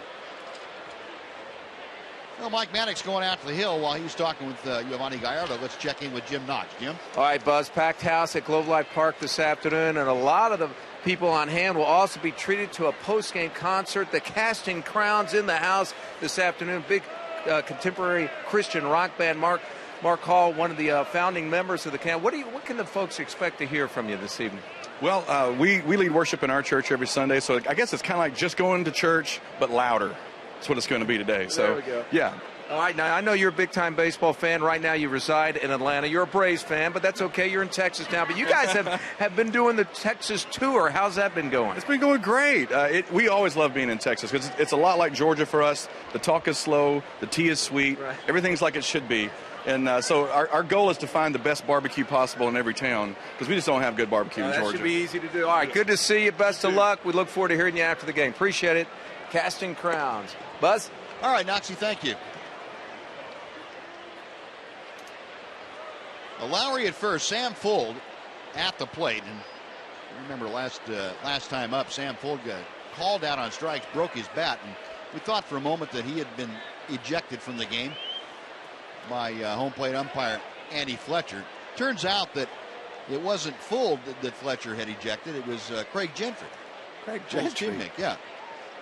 Craig Gentry very rarely said boo to anybody. Craig's a mild-mannered guy. He got thrown out. He must have looked over right at the right time. He was saying the one thing that he was going to say to the umpire. Beltre lunging to his left and comes up with it. He tries to throw it on the ground out of his glove. None of the umpires were buying that, though. It was a little late. Nice reaction by Adrian Beltre. Well, that's one thing as a left-hand hitter you want to be able to do. He's got speed. You have to play in to take the bunt away from him. So Adrian was playing way in, and Fuld tried to slap one by him. You've got him in. You feel like if you hit one pretty hard in his direction, you're going to sneak it by him, but Adrian was able to foil that attempt. Two outs. Eric Sogard now coming up. They've got a couple of guys that are like that. Billy Burns, the leadoff hitter, is a lot like Sam Fuld in that regard. Bunting is part of his game. Slapping the ball to all fields, part of his game. It's really something you have to practice because if you're a left-hand hitter, and Martin can be more like this too, that bunts a lot, you get the third baseman to play in to take the bunt away from you, then you have to be able to take advantage of that and hit the ball the other way. Right. Be able to see how close Adrian is all the way in on the grass so that he can't bunt. And he still foiled the attempt to hit it by him. Yeah, that was kind of a weak attempt to drop the ball, wasn't it? It was kind of an afterthought. Like 5 seconds later, not going to trick anybody. Now that's an experienced play, though. Most guys wouldn't even bother. So why not? Try it. Sogard had a base hit to right field last inning in the 5th and came around to score on an error.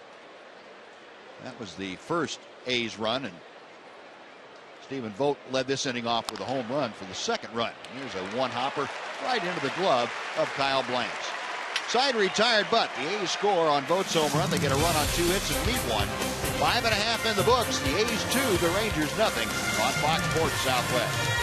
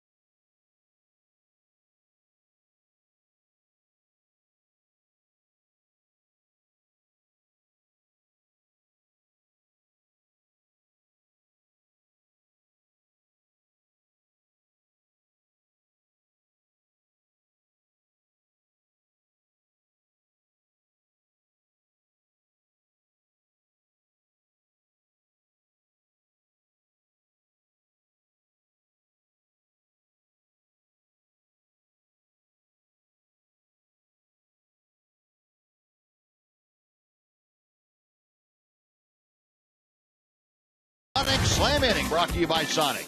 Today's jackpot is worth $100 and dinner for two at Sonic Drive-In. Today, the Rangers are hitting for Dorothy Swan from McKinney. And if a Ranger hits a grand slam this inning, Dorothy Swan from McKinney will win $25,000. You can register at any participating Sonic restaurant.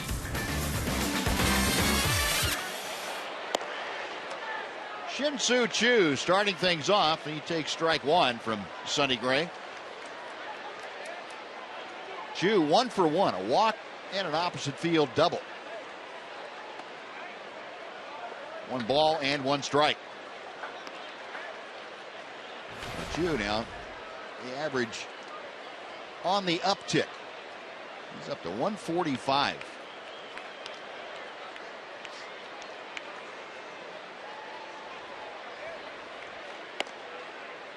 Two and 1. Choo now 4 for his last 9 trips to the plate with a couple of walks. He's had 3 doubles and a home run in there.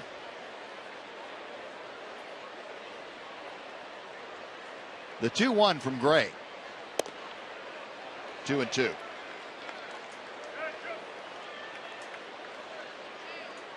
Shin-Soo even looks better now taking pitches. Yeah, he does. I was thinking the same thing. He does. Looks a lot more confident.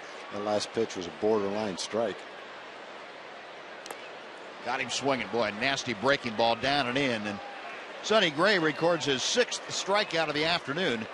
And that's how the Rangers' 6th gets underway. Yeah, that's one of those pitches. It doesn't matter how good you feel. When you've got 2 strikes, that's a pitch that looks like it's close enough that you're going to have to swing at it. And it's a sharp breaking ball by a really good pitcher. It doesn't matter how well you're swinging the bat. You're not going to do much with that pitch. I guess the key would be not to get to 2 strikes, so you have to swing at it, huh? Yeah, hope you can take it. The pitch before it looked like it might have been a little bit outside. Kyle Blanks taking strike one. Blanks 0 for 1. A fly ball and a walk.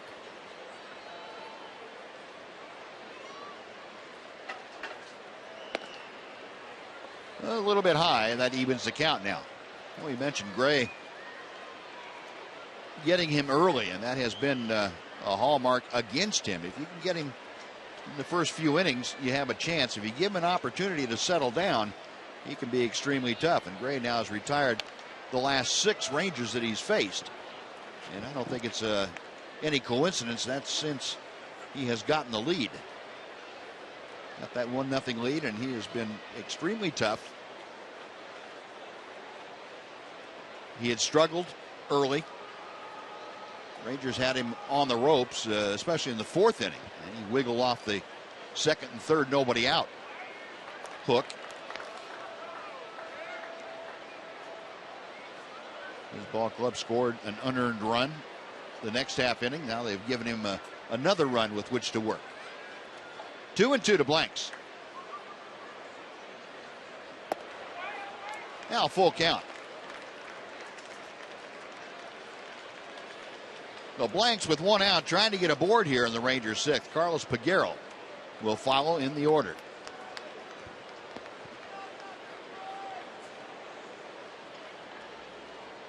Gray with the payoff pitch. Lost him. Kyle Blanks draws his 2nd straight walk, and there's a new career high in walks for Sonny Gray. That is number 5. Yeah, if he walks another one, he will have walked as many today as he walked in his first 5 starts. Rangers just haven't been able to take advantage of it. The big inning to take advantage of it was the 4th inning. And bases loaded and 1 out. And then on 2nd and 3rd, I think, with nobody out. Just weren't able to get the fly ball. We talked about that the other day. They got a couple of sacrifice flies. It just looked easy. Peguero to left center field with the ball slicing back toward Fuld. And now he drops the ball. He dropped the ball as he was going to reach into his glove, but the ball was not secured in there. And everybody's safe. Blanks at 2nd and Peguero at 1st. Well, here's another spot where you just really feel like you want to take advantage of the situation. A walk and a fly ball that's dropped. Let's see if he had control of it, if he had it in his glove. No, he never had control of that, right? If you've got the ball in your glove and you drop it while you're taking it out of the glove, in the process of taking it out of the glove, that constitutes a catch. But I don't believe that did. That looked like it hit the end of his glove and really never was in his glove.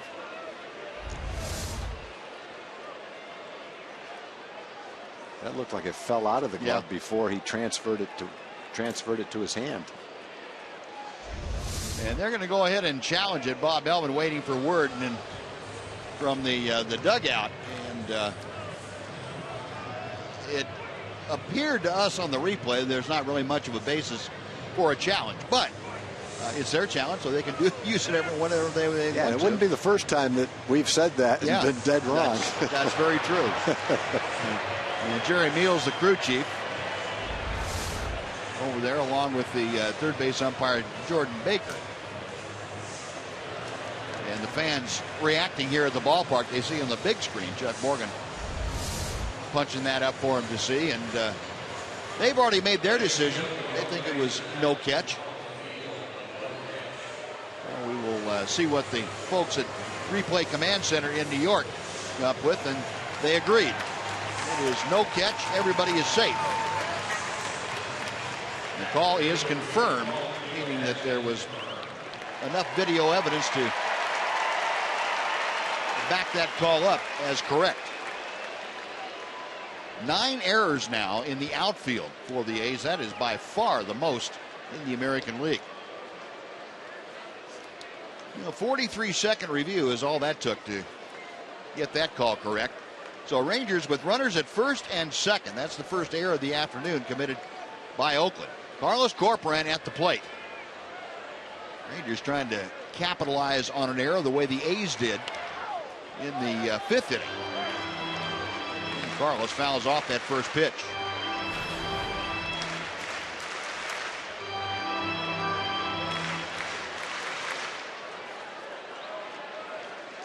The A's now with 22 errors. Rangers with 24 errors. They're the two bottom teams in fielding in the American League.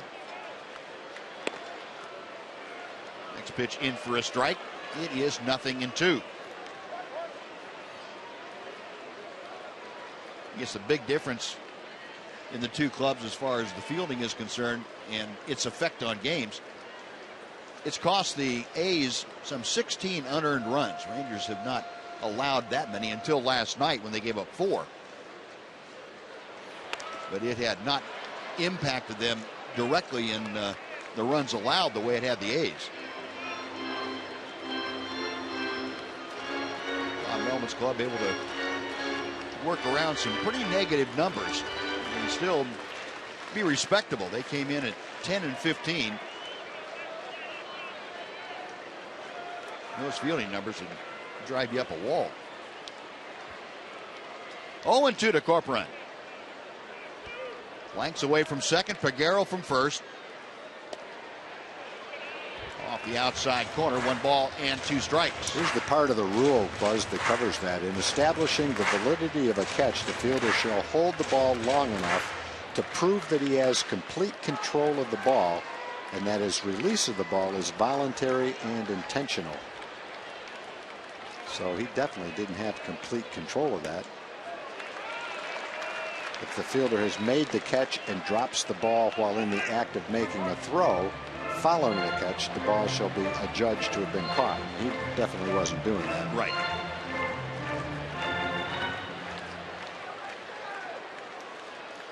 Two balls and 2 strikes. Blanks trailed at second by Peguero over at first. Gray to the plate. Another foul ball. So very much like the 4th inning. Rangers here making Gray work a bit. He's up to 95 pitches now. You see the 24 pitches they forced Gray to throw in the 4th inning. Followed that only with an 8-pitch 5th inning, which kept him in the ball game out there for this little debacle in the 6th.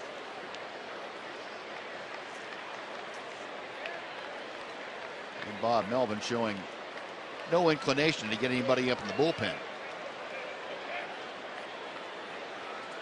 2-2. Got him swinging. Gray able to reach back and come up with 95 and up a little bit to Corcoran for the strikeout. 2 gone. Rougned Odor will come up. I think that shows what a competitor he is. That velocity-wise is the hardest pitch he's thrown all day. He's looking to finish strong. Goes for a little extra. Foul tip right in the catcher's mitt. Strike 3. 7 strikeouts now for Gray. Rougned Odor had one of those strikeouts back in the 4th inning. He is 0 for 2. Rangers at first and second. They trail by 2 here in the bottom of the 6th inning. Breaking ball cuts that strike zone in half. It is nothing. Excuse me, 0-1.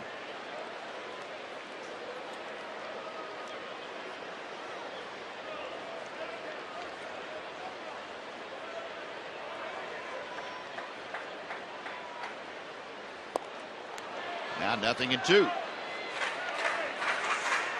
The other thing about Sonny Gray, not only does he have good command most of the time,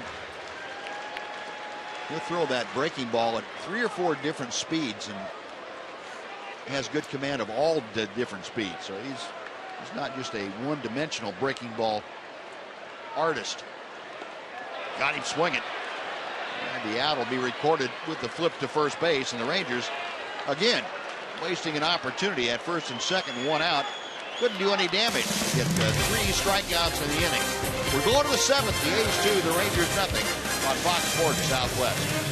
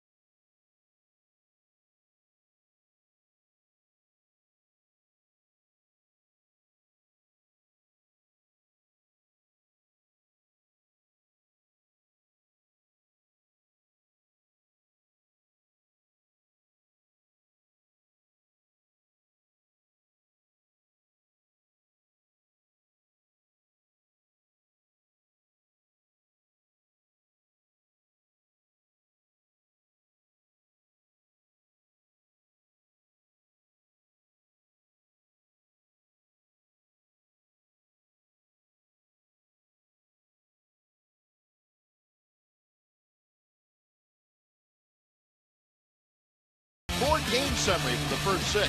Sonny Gray has not been as sharp as we have seen him, but still, he has a lot of tools to work with. 7 strikeouts and 5 walks. Scoring started when Elvis couldn't handle Reddick's hot shot, threw it away, and then scored the first run. And then Stephen Vogt reaching down for a pretty good breaking ball, drove it into the seats. That made it 2-0 in favor of the A's. That's where we stand as Giovanni Gallardo starts the 7th facing Billy Burns.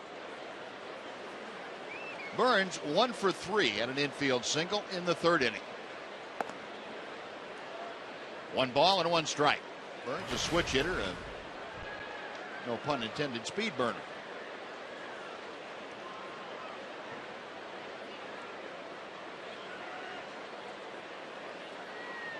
Gallardo back to him. 1-2.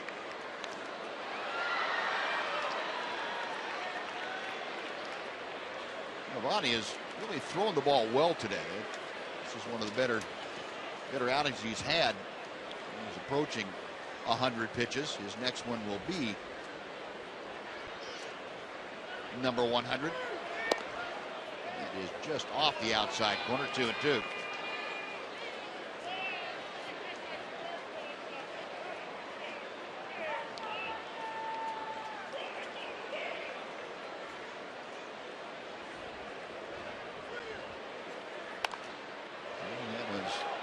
sliced foul. Longest that Gallardo has gone this year in a game has been 6 complete innings. Last time out against Seattle in a 3-1 loss. And also against Seattle when he won in Seattle, 3-1 win. Slapper, a fair ball. Long throw by Beltre gets it. He didn't have any extra time. Barely got him at first base. He knew the speed. He knew he had a long throw, so he didn't have any time to waste. Butler slapped it. Burns slapped it on the ground, and Adrian got him.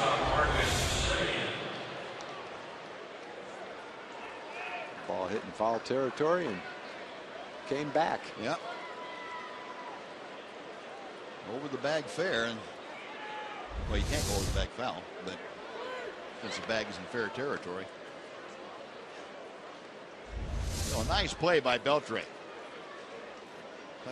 135-foot throw and from down under almost. One gone. Marcus Semien 1 for 3 this afternoon, although he has hit the ball hard all 3 times. Leonis Martin robbed him of extra bases in the 3rd. Last time up, Semien plastered Carlos Peguero all over the wall in the left field corner. 2 balls and a strike. Semion's hit a few home runs. He's 6th in the league in doubles. He's stolen 4 bases. He's playing a solid shortstop to go along with it. Good break for him to come over here. Wasn't going to get a chance to play shortstop with the White Sox. Alexi Ramirez is entrenched there. Good breaking ball from Gallardo makes it 2-2. Yeah, it's worth repeating. We mentioned it last night, but Semien has played every inning of every game this year for the A's at shortstop. Yeah, I'll take Semien for the minimum salary ahead of Alexi Ramirez for whatever he's making, $8 or $10 million a year. Beltre busy this inning. 2 gone. And let's check in with Jim Knox. Jim? All right, Buzz, the Fox Sports Fan Express rolled in from the beautiful town of Tyler, Texas this afternoon. On board, plenty of big Ranger fans, courtesy of ESPN Radio. That's right, East Texas. Kevin, how was that bus ride over? Oh, it's always a good trip with Eddie, the bus driver. There we go. There we go. Eddie is a good bus driver. Way to go, Eddie. Also, a first here. Braylon, right? Very first game? First game, yep. Good to have him. Also, an anniversary. How many years, guys? 2 years. 2 wonderful years. And you're spending it here on a bus and at Globe Life Park. You can't ask for anything better than that, huh? All right, congratulations. Thanks for coming out, guys. Enjoy the game. All right, appreciate it. Thanks. All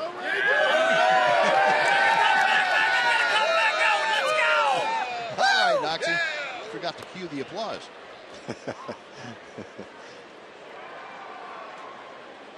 Josh Reddick at the plate facing Giovanni Gallardo. Reddick 0 for 1, or 0 for 2, I should say. He's flied out, reached on an error, and also walked. Longest outing of the season for Gallardo. 6 2/3, and trying to get through this to make it an even 7.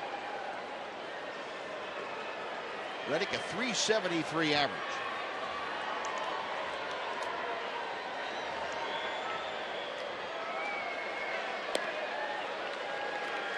Two and 2.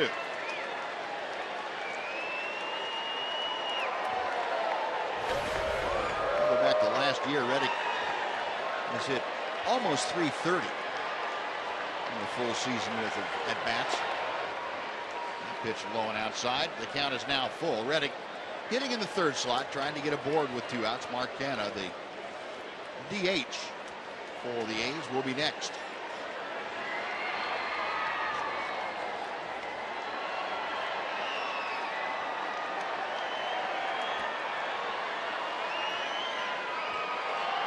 Gallardo with a payoff pitch. Base hit into left field. Reddick tells you stay on a pitch like that on 3 and 2. It's off speed, and even though it was up, he's seeing the ball so well right now that hard to get him off balance or off stride. Yeah, I would say for most hitters, when you see them going through a streak like he's going through, hitting around 500 to 30 or 40 at bats, generally they are using the whole field, not trying to pull the ball. That's been the case with Reddick.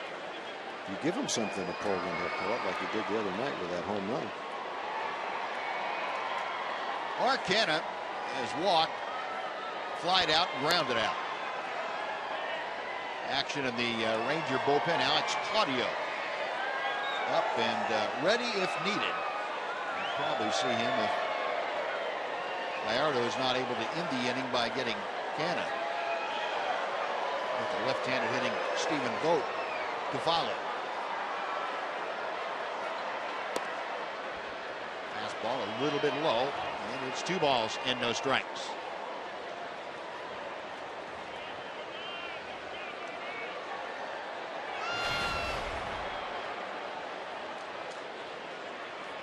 Canna with 3 home runs and 12 driven in. Reddick with good speed at first. Gallardo misses with ball 3.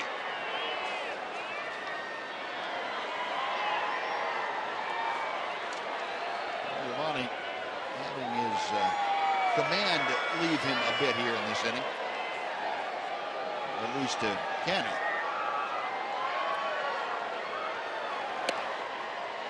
Down the middle with a 3-0 pitch.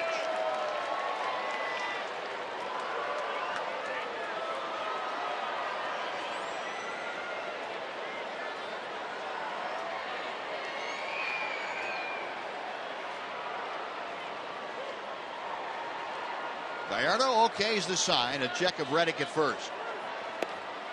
And he misses high, ball 4. Well, the 2-out walk puts runners at first and second, and I believe that is probably going to be it for Giovanni Gallardo this afternoon. Jeff Bannister on his way out. He points to the bullpen. He wants the left-hander, Alex Claudio, to come in and face Stephen Vogt. So 6 2/3 innings of work this afternoon for Giovanni Gallardo. He leaves trailing 2-0.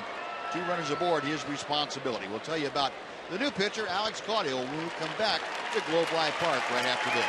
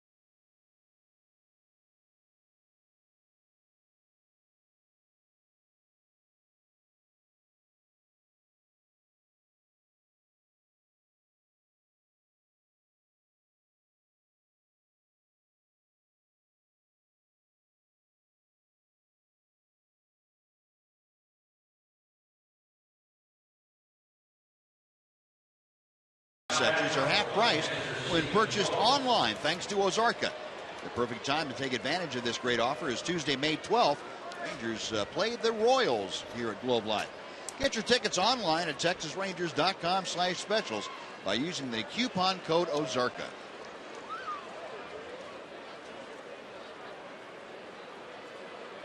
'23-year-old Alex Claudio on now to face Stephen Vogt with runners at first and second and 2 outs in the 7th inning. Claudio appeared in last night's ball game. That was his 4th outing. This is 5th outing. He has yet to be scored on with an earned run anyway. He gave up an unearned run last night. He has not been touched for a base hit.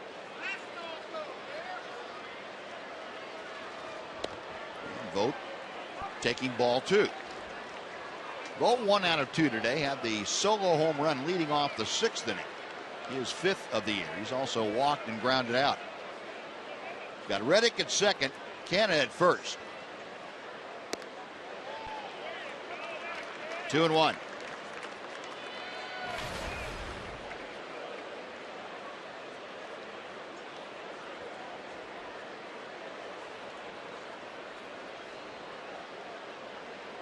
Claudio back to the plate. The fly ball pretty well hit right field. Chu pulls up and that ball is gone. Stephen Vogt on a 2-1 pitch lines his 2nd home run of the game to right field, a 3-run blast, and the A's lead it 5-0. I've been saying it ever since we saw Vogt. This guy can hit, boy. He's a good hitter. He's tough to pitch to. Got a short stroke. Doesn't swing at a lot of bad pitches. Done some damage today. Pitch down and in. A lot of left-hand hitters like the ball down. They like the ball in. So it's not necessarily a great pitch to a left-hand hitter, but you still have to put the bat on it. Second ball he's hit down there. Well, the A's opening up a 5-0 lead here in the 7th inning. That ball didn't take long to get out. Both hit that right on the screws. Here's Ike Davis, who is 0 for 3. Lays off that sweeping breaking ball from Claudio. 1 ball and 1 strike. Well, for Alex Claudio, the first time that he has been touched for a hit, an earned run, a home run, all those things happening on 1 swing of Stephen Vogt's bat. And he also closes the book on Giovanni Gallardo. Giovanni at 6 2/3, 7 hits, 4 runs, 3 of them earned here this afternoon. 4 walks, just 1 strikeout. If you're picking the all-star catcher right now, probably got to be Stephen Vogt. I would think so. A deflection over to Elvis, and Andrews throws out Ike Davis. Side retired, but A's come up with 3 runs on 2 hits. And at the stretch mark of the ball game, it is 5-0 Oakland. Now let's join Chuck Morgan as he introduces God Bless America. Our country at home and around the world. Performing God Bless America today is Cassie Holmes.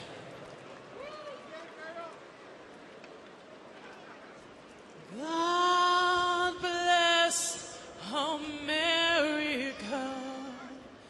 Land that I love. Stand beside her and guide her through the night with the light from above.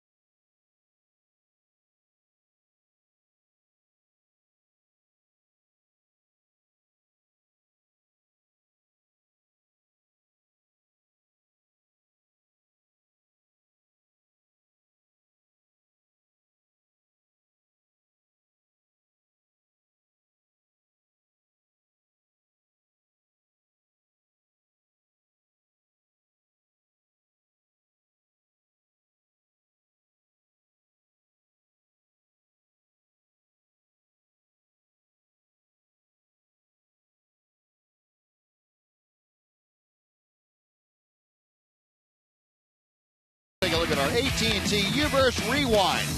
Leonis Martin patrolling center field today with the best of it. He robbed Marcus Semien in the third, and then Ike Davis in the sixth. Nice running catch, and Leonis Martin going to both gaps, left center field and right center field. And he's leading off here in the Rangers' seventh inning. Rangers now trailing 5-0. They have some work to do in the last 3 at-bats. Sonny Gray back out to the hill. Up over 100 pitches now, 101.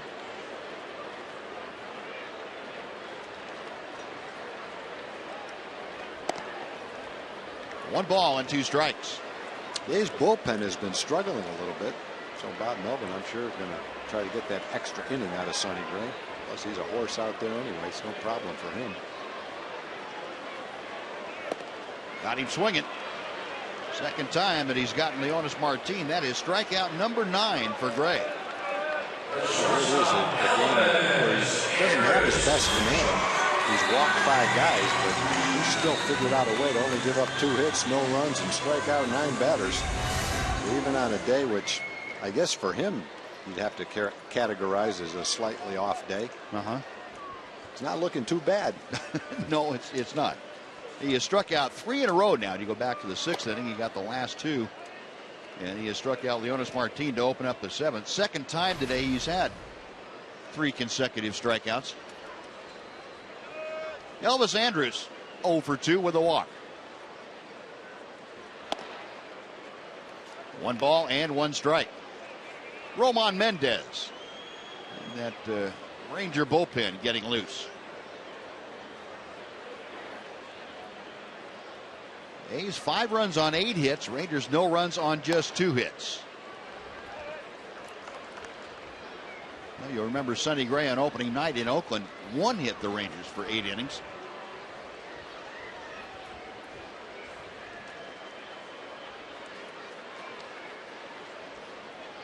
The 2-1. 2-2. And Gray still with that scoreless streak intact. He is now at 23 and counting. Season high 9 strikeouts for Sonny Gray here this afternoon. His career high is 12. That came last year against the Angels last September.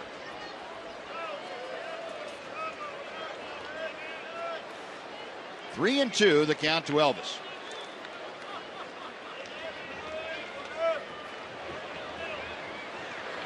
Outside, ball 4. It is walk number 6 for Sonny Gray. And now he has walked the same amount of batters in this game as he walked in his first 5 starts. Well, before Prince Fielder steps in, let's send it over to John Radigan for a Mazda game break. John?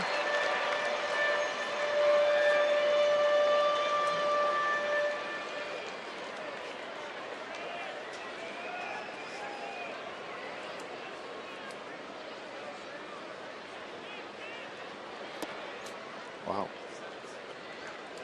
All right, John, thank you. Well, you remember that first series here at home that the Rangers opened up the home season against the Astros. Gaddis was in terrible straits. He couldn't even get in the lineup one day. No, he was 0 for 16 or he something. was having like a hard time hitting a fastball in that series. Timing was off. Yeah. Here's a guy whose timing has not been off. Prince Fielder, 1 for 2 today, but he had a rocket for that base hit his first time up. Fielder, a .351 average as he faces Gray for the 4th time this afternoon. 3 balls and no strikes. Now we'll get some action going in the bullpen for the A's out in left field. Dan Otero, who we have seen in each of the first 2 games of the series, up and throwing this afternoon. Ball 4. Back-to-back walks, and that might just about do it. Bob Melvin bouncing up on the top step. He's on his way to the mound. And we'll see if he has the hook with him. He's going to take Sonny Gray back with him or give him Adrian Beltre to deal with. Yep, he's going to just check with him and say, okay, can you go a couple more? Wow, that pretty much tells you what he's thinking about his bullpen right about now. Exactly. Well, I'm sure he has it lined up. He'd like to have Otero work the 8th inning. And then Scribner or Clippard in the 9th inning. And not have to extend any of them. They've had some work and not had a lot of good experiences in this series. Well, here's Beltre, who is 0 for 3, a couple of pop outs and a ground ball back to the mound. 1 ball, no strikes.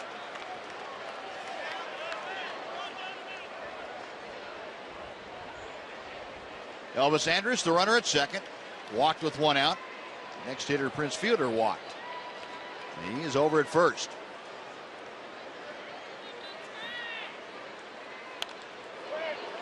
Oh, Adrian, you'd like to have that one back again. Sure would. And right up there where he had a good look at it.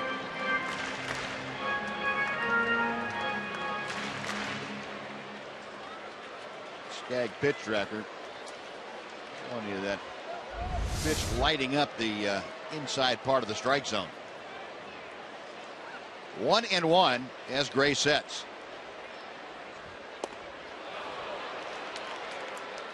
And a slide ball. Yep. 1-2.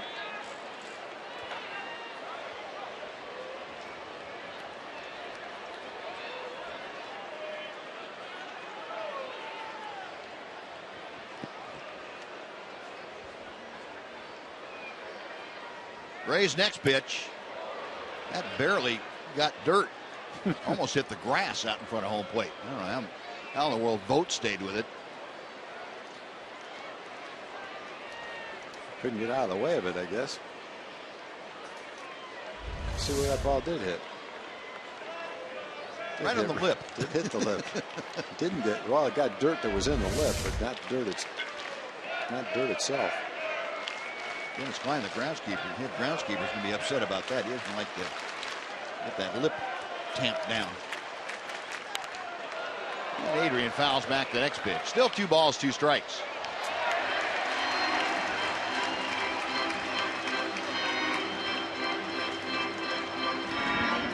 Sonny Gray is tied a career high with 118 pitches this afternoon.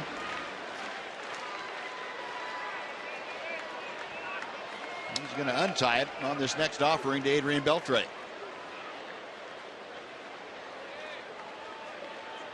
As the Rangers so far shut out on just 2 hits, but he's had 7 walks. Also an error behind him allowed a runner to get on. Beltre gone on strikes. That is punch out number 10 for Gray, and that's out number 2, and that is going to be the last out for Sonny Gray here this afternoon. Well, Melvin went out there to ask him if he could get Beltre, and Gray apparently answered in the affirmative, and he did. He got the strikeout. So Melvin will take the ball and pat Gray on the back, say nice job, young man, and make a call for Dan Otero. So Otero will be the new pitcher. We'll take a timeout, tell you all about him when we come back right after this on Fox Sports Southwest.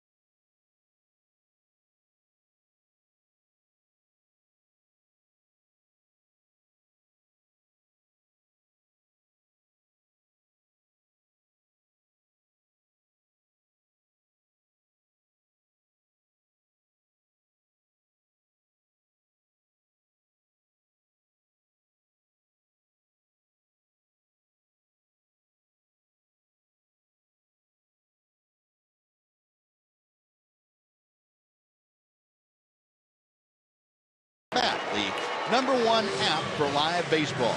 At Bat is up to the moment at any moment with in-game highlights, live look-ins, replay reviews, radio broadcasts, StatCast, and more. Get MLB.com at Bat for your smartphone or tablet. Now, Dan Otero on once again. He has been a busy man. Third time that he's appeared in this series. Otero with his 13th appearance for the A's this year. He inherits runners at first and second with 2 outs from Sonny Gray here in the 7th inning. Shin-Soo Choo, 1 for 2 today. He has doubled and walked. Last time up, struck out. He's got Elvis Andrus at second, Prince Fielder at first. And in the 7th inning of last night's ball game, Shin-Soo Choo hit a moonshot that got over the outstretched glove of Josh Reddick for the game-tying home run, and he got a ride from Prince Fielder. Otero now falling behind 2-0.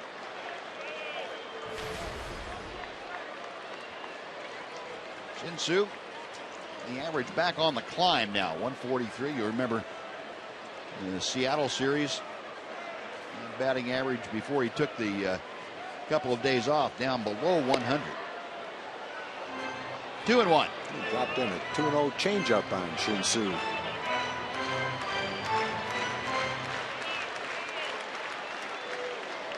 Chad Smith loosening now in support of Dan Otero. 2-1 pitch. Willie Burns, the center fielder. Meandering in, makes the grab. That will do it. So the 2 walks by Gray. No damage done for the Rangers. They strand a pair. We're going to the 8th inning. It remains the A's 5, the Rangers nothing on Fox Sports Southwest.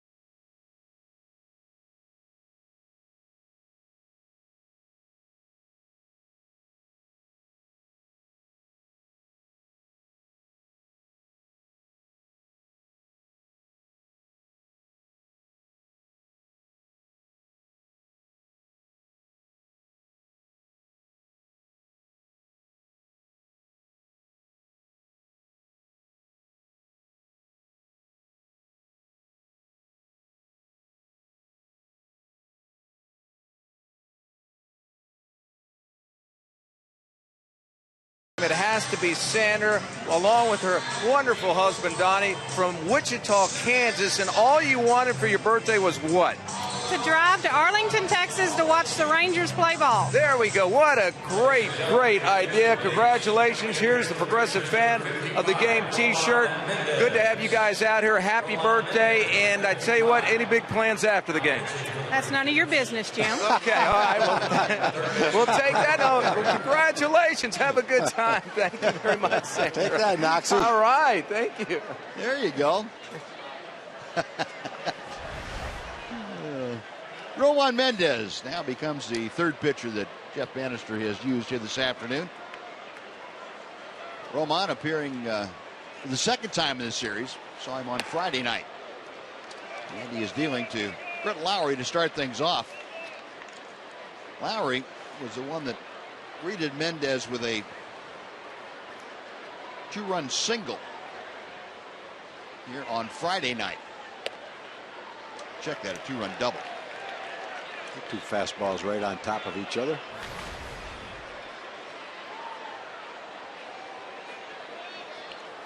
Lowry, a pair of singles here this afternoon, 2 for 3. Mendez just off the outer edge.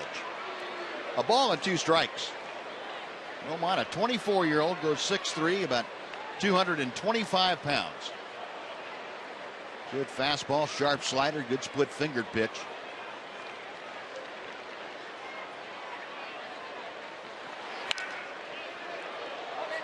Still a ball and 2 strikes.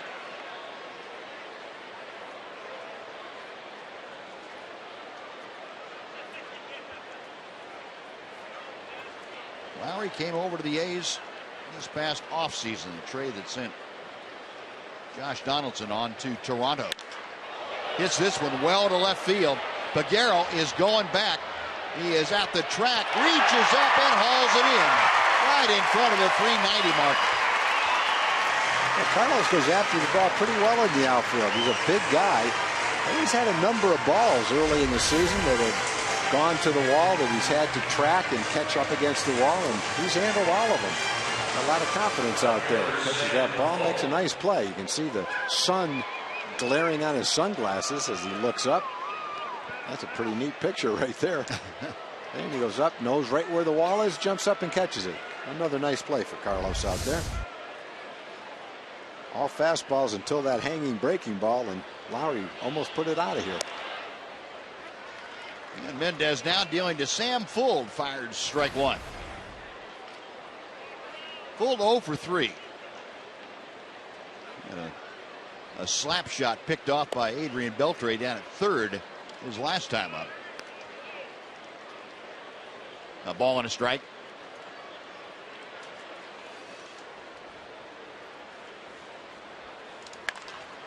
And that one sliced down the left field line toward the corner. It is foul. Fuld will have to come back to home, and Peguero will chase down the ricocheted baseball out there.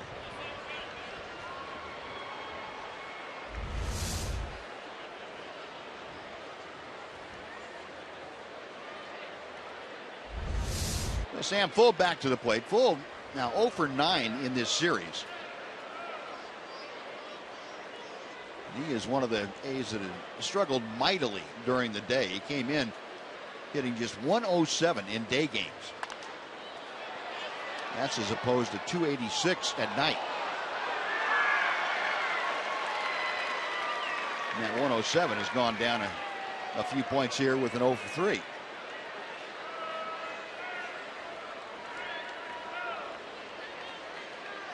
One and 2 as Mendez sets.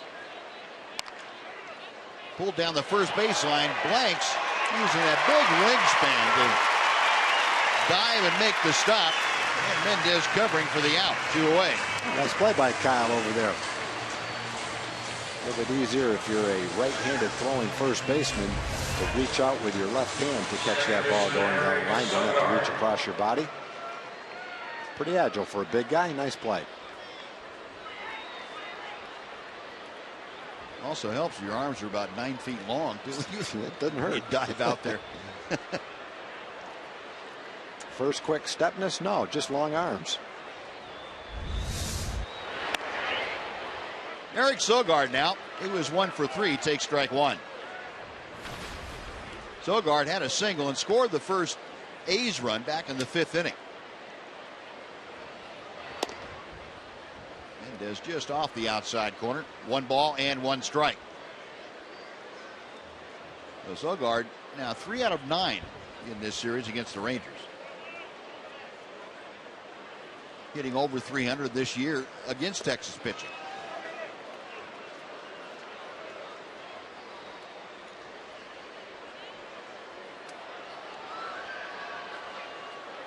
Two and 1 the count.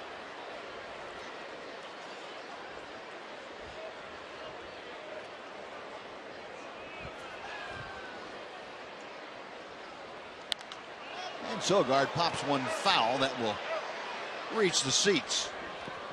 Over to take a look at Carlos Corcoran, Adrian Beltre pointing to it. So there it is. I see it up there.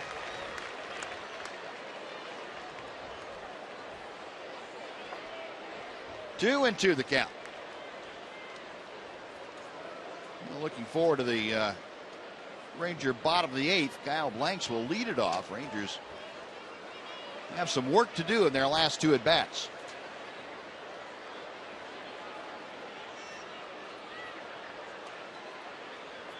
Another 2-2 pitch to Sogard. Full count.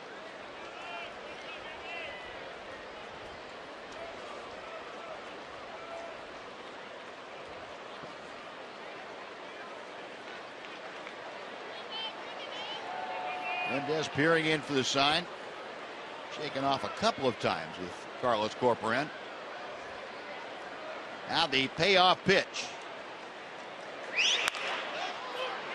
This one's on the infield. Elvis hangs on to that one, and Roman Mendez has a 1-2-3 8th inning. A's out in order. We'll go to the bottom of the 8th. It's the A's 5, the Rangers nothing.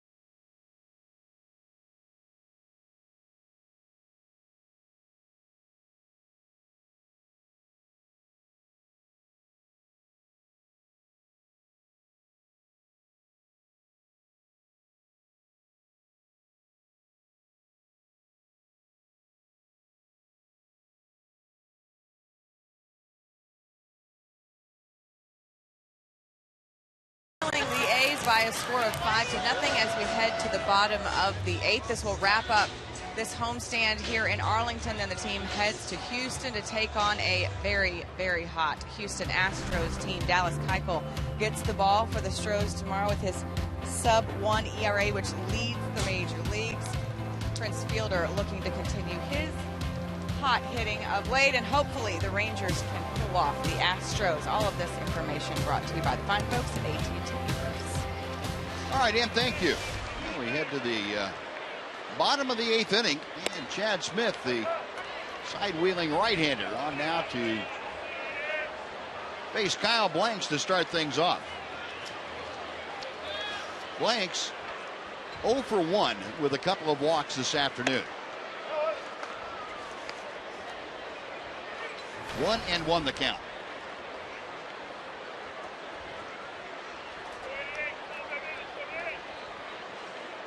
Kyle with the .385 average. Swings through that sinking fastball from Smith. It's 1-2.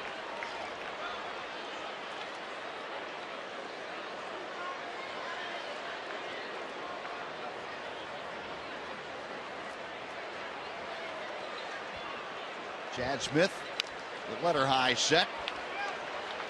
And the foul ball keeps it at a ball and 2 strikes.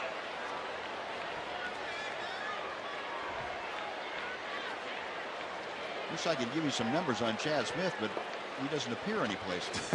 I'm looking too. Yeah. Not in the notes, not on the media guide for the A's.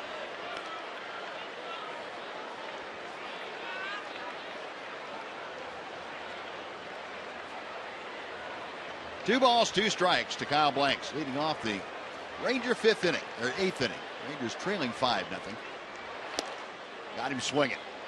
Held on to by Vogt, and Smith gets a strikeout of the first man he faces. Fielder Carlos Peguero. 1 out. Carlos Peguero now will come up. Good sinking action on that pitch out on the outside corner. Got Kyle to swing over the top of that pitch. Good sinking action. Peguero this afternoon is 0 for 3, a couple of strikeouts, and he also reached on an error.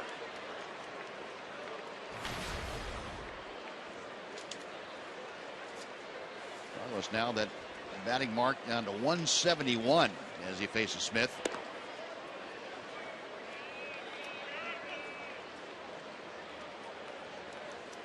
I understand Smith was 1-1 at AAA Nashville, just called up today. Matter of fact, it was so late they didn't have any information on him in the game notes from the A's. Ryan Cook sent down to AAA, and Smith brought up. He had 2 saves in 8 appearances for Nashville. Smith was drafted by the Tigers in the 17th round in 2011. A waiver claim by the A's before spring training of this year. And he ends up walking Peguero, so that is the 8th walk the Rangers have received here this afternoon. Yeah, you got to score a run if you get 8 walks. That should be a rule. 8 walks and a hit batter, and an error to allow a hitter to reach. Peguero played in 16 games. He's had 33 or 4 at bats. He's walked 9 times. He's a little bit like Jake Smolinski. Both those guys have eyeballed a few walks for him.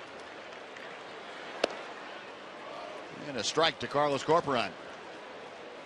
Corporan hit by a pitch back in the 4th inning. Other than that, he has struck out in his 2 other plate appearances. And Sonny Gray worked the first 6 2/3. Shut out the Rangers on 2 hits, but 7 walks and 10 strikeouts. One of the most odd lines you're going to see from a pitcher the caliber of Sonny Gray. Yeah, you haven't seen one yet in his career. Might not see another one.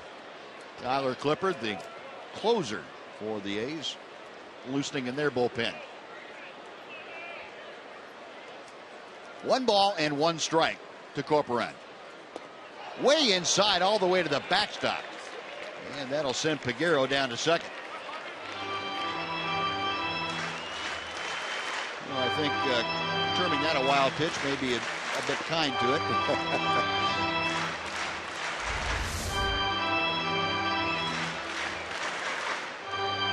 How that ball didn't hit Corporan. Started behind him. They're probably wondering the same thing.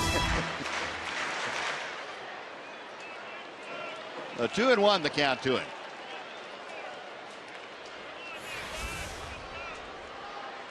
Carlos with the average at an even 200. And the Rangers with that season average. Runners in scoring position up to the 210 mark. 2-2 now.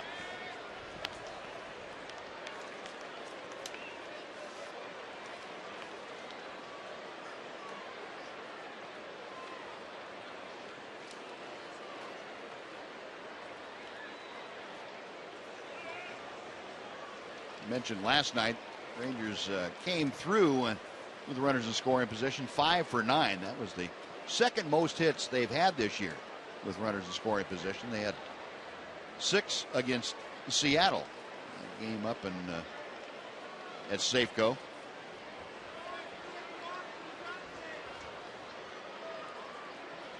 You could use a big one here to get on the board. And now Vogt is going to go out and talk to Chad Smith.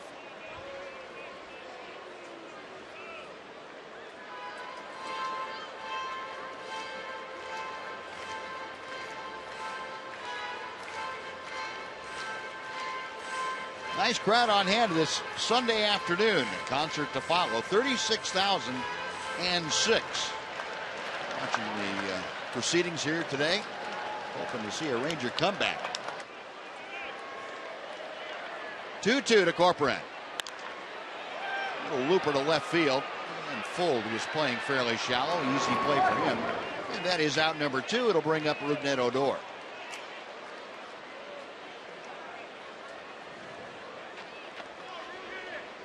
Odor, a couple of strikeouts, and a fielder's choice ground out.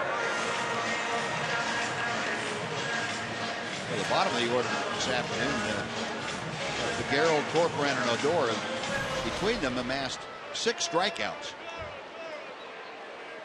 It has been tough going for the bottom third. Sonny Gray can do that to you. Yeah, he can do it to a lot of guys. Yeah. He do that to the top of the order, too. It happened to be the bottom of the order today, but next time around it could be the other way. That kind of stuff plays against anybody. Sure does.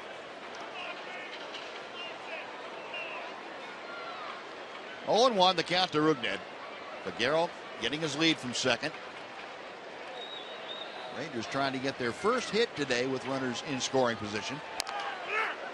And Odor chops it foul down to Hector Ortiz, the Ranger first base coach.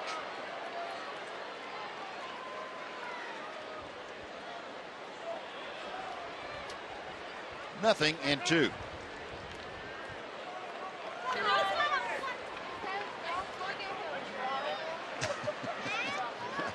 RF camera roaming around Globe Life Park, making a few of the fans out there in left field a little self-conscious. Gone on strikes.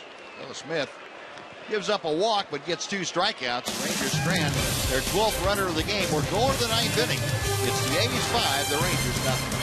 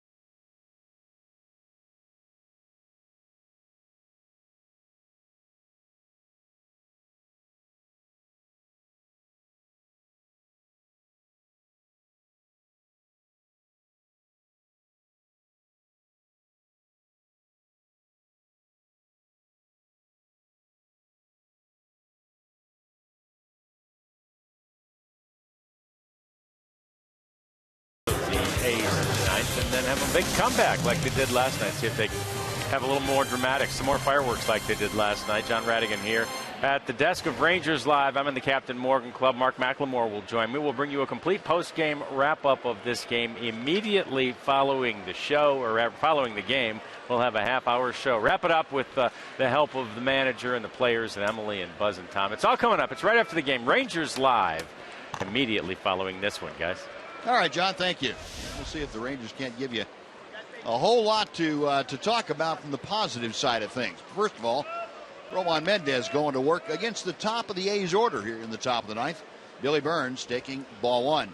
Burns 1 for 4 and an infield single in the 3rd inning. He's called up from AAA Nashville at the start of this series. And Mendez missing with ball 2.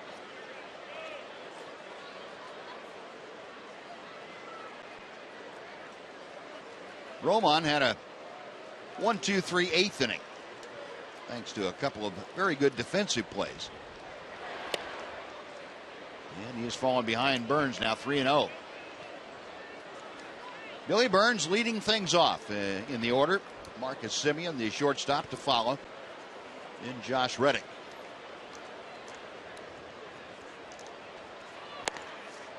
3-1.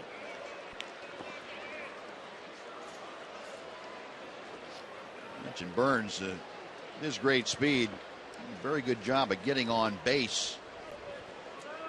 Minor league level, well over 370 on base percentage. Takes that pitch, and the count is full.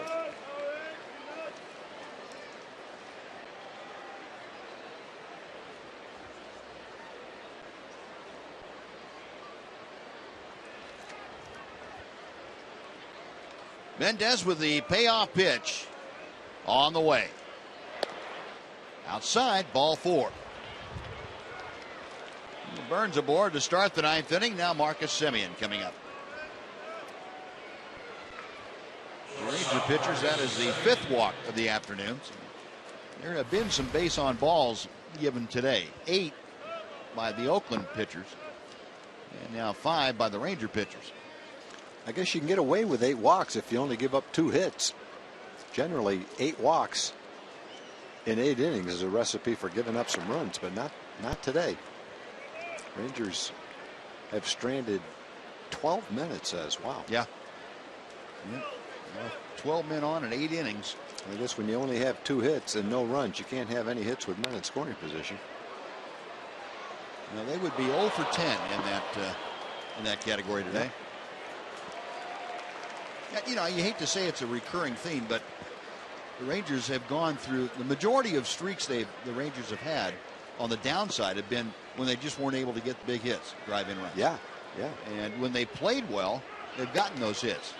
There goes Burns. The throw is high and late, and he oversides the bag, and he's tagged out. He's going to keep going to third. I can't get back to second. I'll just keep on going. Somebody greased up the sliding area around second base. He just kept right on going.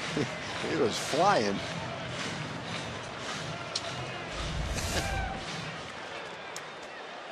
Rugdad was going to have to chase him out in the left field. That's a great job of getting the tag on the hand, though, after he got by the bag. Tried to take that hand away, but he couldn't do it. No, base is empty now with 1 out. 1 and 2 the count to Semien, who takes the breaking ball wide.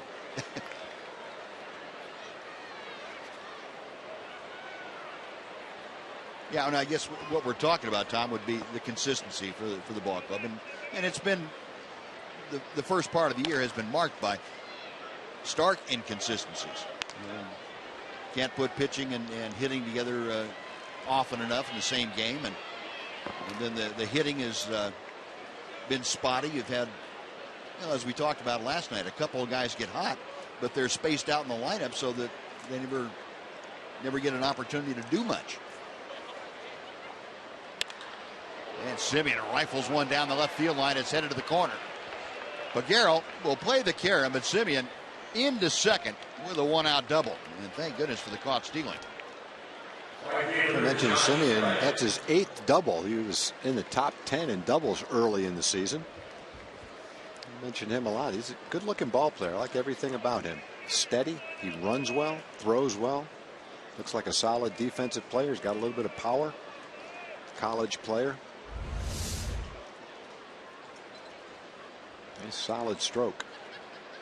Hit the ball well today. He's got a couple of hits and hit a couple of other balls to the outfield pretty well too, especially that long line drive to left center field that Leonis ran down. Very well hit, probably the best hit ball he's had, but both of his hits have been hit well too. Hit a hanging slider the first time up over shortstop. Well, Semien in scoring position now. Josh Reddick, who extended his hitting streak to 11 straight games with a 7th inning single, at the plate here, and he takes low. It's 2 balls, no strikes.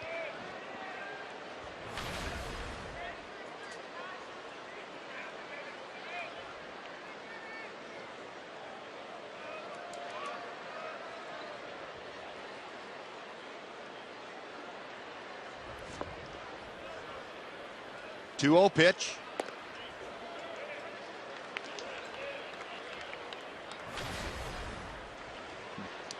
Our crack production staff coming up with some great numbers for us, and we're talking about the Rangers not being able to score with 8 walks today.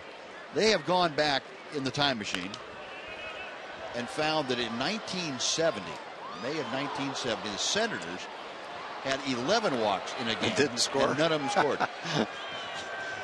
Well, you got a ways to go then. I remember Jackie Brown shut out Oakland one day on 12 hits. Sal Bando said that's the worst shutout I've ever seen. Jackie might be watching too. Oklahoma curveball. I hope you're watching, Jackie. Hope you're feeling well.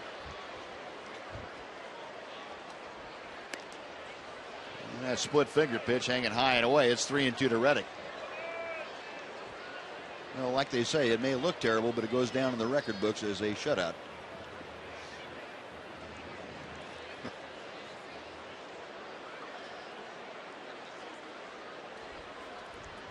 Mendez, a check of second, and the payoff pitch. That ball is blistered to right center field. Leonis Martin will pull up. That ball is gone into the seats. A 3-2 pitch just hammered out into the bleachers in right center field by Reddick. His 4th home run of the year. It is 7-0 Oakland. Well, Reddick came into the game having knocked in 16 runs in the last 13 games. We'll make it 18 runs in 14 games. He's on the DL early in the season, and he's definitely making up for it right now. A few years ago, he hit 32 home runs. Last couple of years, not quite so good. Some injuries, but he's healthy and he's at the top of his swing right now, boy. You throw him a pitch to hit, he's jumping off the ground with both feet trying to hit it. Oh, the 22nd home run of the year for the A's.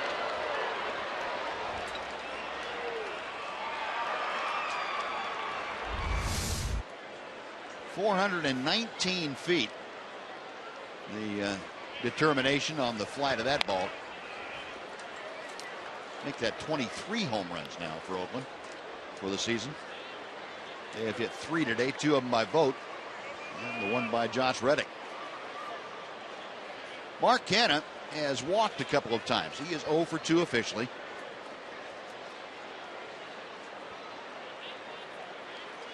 Canha is also flied out and grounded out.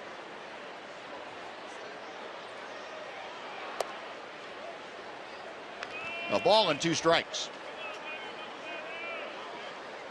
Stormy Pimentel up and throwing in the Ranger bullpen.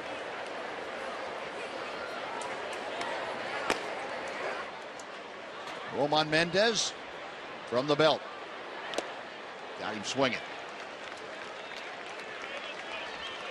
First strikeout for Mendez. And with 2 gone, it'll bring up Stephen Vogt.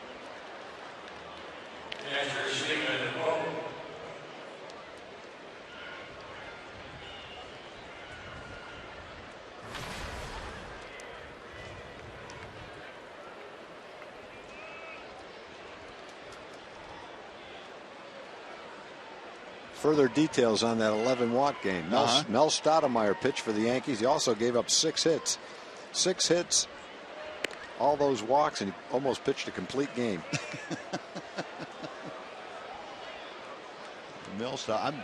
That probably is about a month worth of walks for Stoudemire. I would imagine. He could jam a right-hand hitter with that sinker that he used to throw.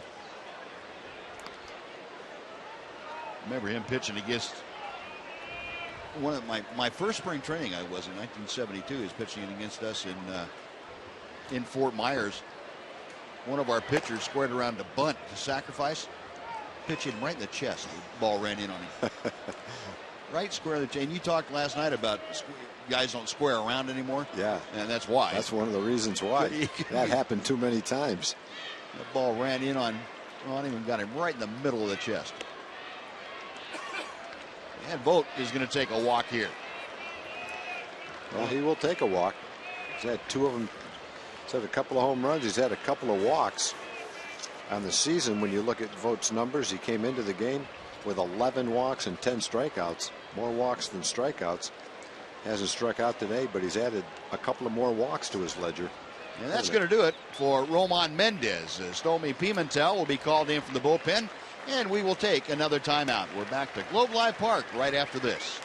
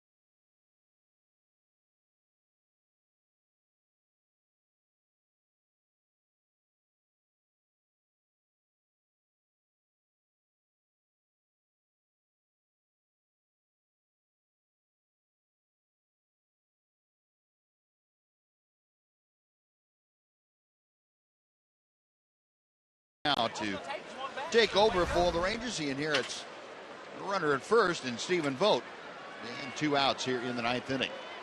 Good numbers so far for Stormy. With this last out. Pimentel came over from the Pirates, a waiver claim by the Rangers, April the 11th. His 6th appearance coming out of the bullpen. Ike Davis will be the hitter he faces. 1 ball, no strikes.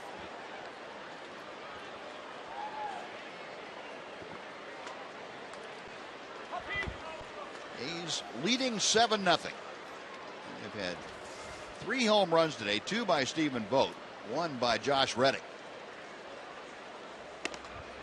And ball 2 is inside.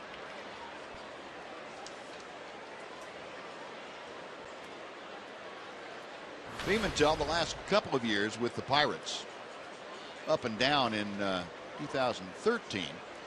Appeared in only 5 ball games at the big league level. Had 20 appearances last year with Pittsburgh. Went 2-1 with a .523.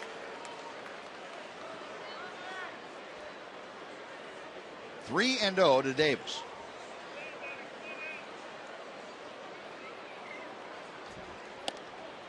Now 3-1. Now the Rangers head south after the ball game here this afternoon. Open up a 3-game series against the Houston Astros at Minute Maid Park, the hot Houston Astros. There's a drive to right field. Chu retreating. He's at the warning track and makes the catch. Davis plastered him up against the wall. Side retired. The A's add 2 more on Reddick's home run and strand a runner. Bottom of the ninth coming up. The A's 7 and the Rangers nothing.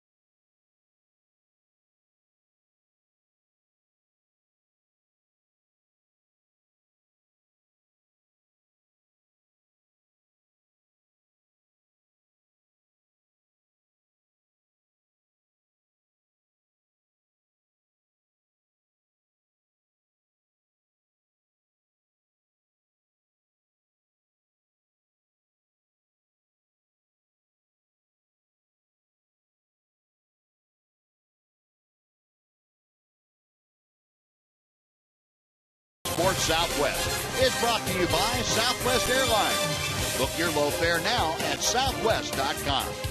By AT&T UVerse TV.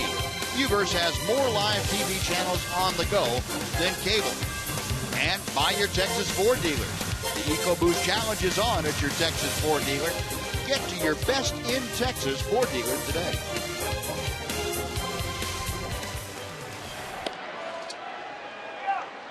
Top of the Ranger order here, and they have some work to do in the 9th inning against Chad Smith.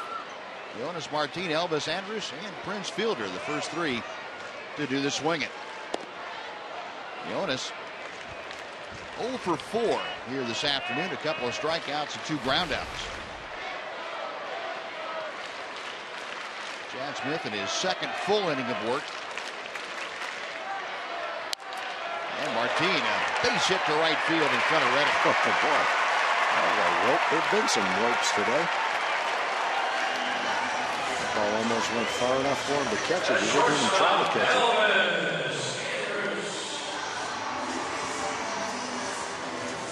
The Rangers now with their third base hit of the afternoon. Well, that right on the good part of the bat, too. That thing jumped to right field. Sure did. Now here's Elvis. Andrus has been aboard twice on walks. There's that 8-game hitting streak on the line for this at bat. 1 ball, no strikes.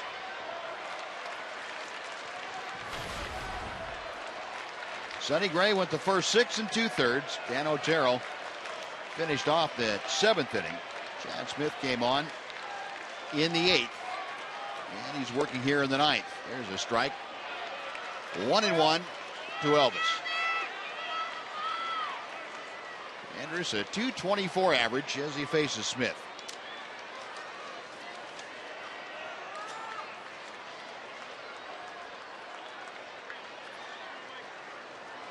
Went to his mouth, called ball 2 on him.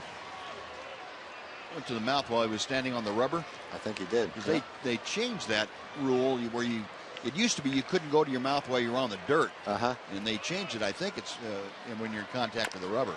And you have to wipe it off on your uniform too.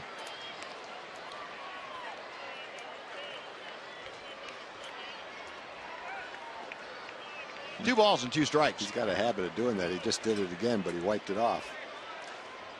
I guess if you really wanted to have your fingers moist, you could wet them and brush your pants and make it look like you're brushing it off, right? That's sure. Not that hard to do. That pitch is low, and the count has gone full to Elvis. Well, Andrus trying to get aboard. Rangers trying to get some folks on base, make some noise here in the 9th inning. Prince Fielder will follow Elvis.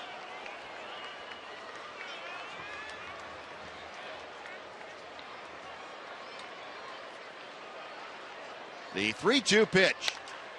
Out of play. Well, considering late in the first 2 ball games there have been explosions by both teams, it's not out of the realm of possibility. You get something going here in the 9th inning for the Rangers.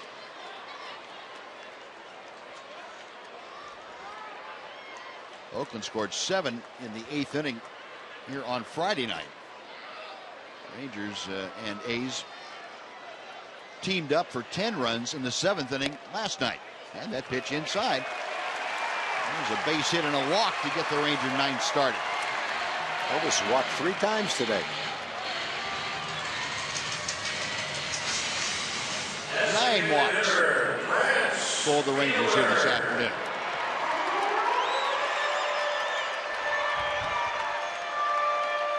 Now here's Prince Fielder.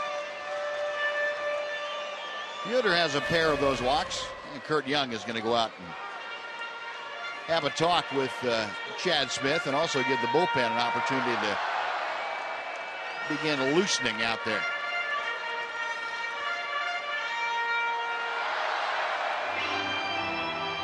And R.J. Alvarez saw in last night's ball game. He was on the mound when Rougned Odor won the ball game with a base hit off of the glove of Semien.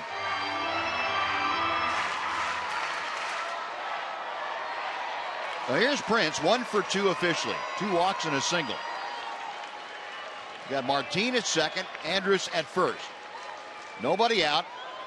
Rangers trying to get the 36,000 faithful something to really cheer about here.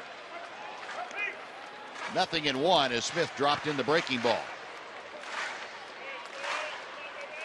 Prince, the team leader with the 11 RBI.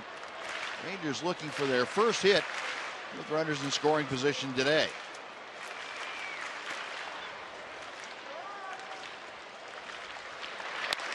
There it is, a base hit to left field. Leonis will stop at third. Fielder with his second hit, another multi-hit game. He now has 13 of them this year. And the Rangers have the bases loaded and nobody out with Adrian Beltre stepping to the plate. There were a couple of hard-hit line drives, one by Martin to right field, that one by Prince to left field. Prince also had a very well-struck single in the first inning, too. He's had 2 very hard hit base hits and a couple of walks in the game. Been on base 4 times. And Bob Melvin has seen enough from Chad Smith. He wants to go get him and bring on R.J. Alvarez. Well, the call being made to the bullpen. Rangers have loaded the bases with nobody out here in the 9th inning. Trailing 7-0, but making some noise. And we'll take a timeout. We're back to tell you about R.J. Alvarez right after this on Fox Sports Southwest.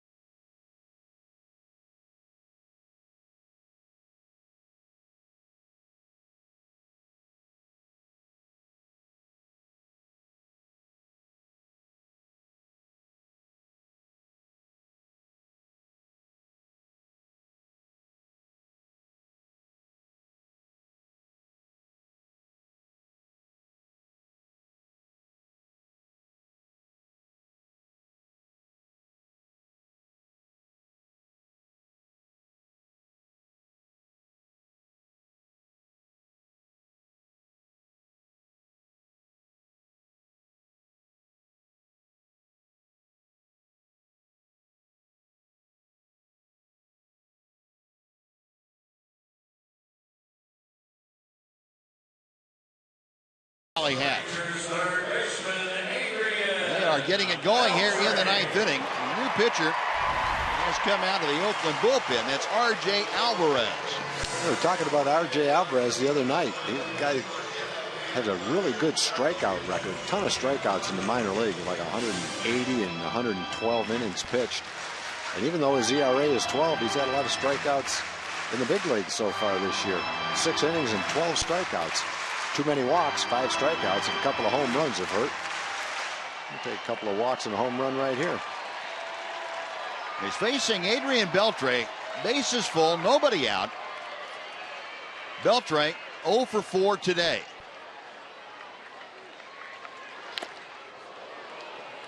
Adrian not going up there messing around. He was looking for that heater and trying to turn it around. It is 0-1. Stephen Vogt taking the brunt of that foul ball.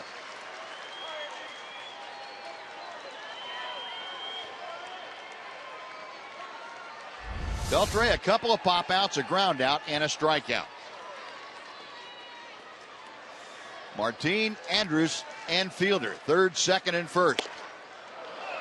0-2. Alvarez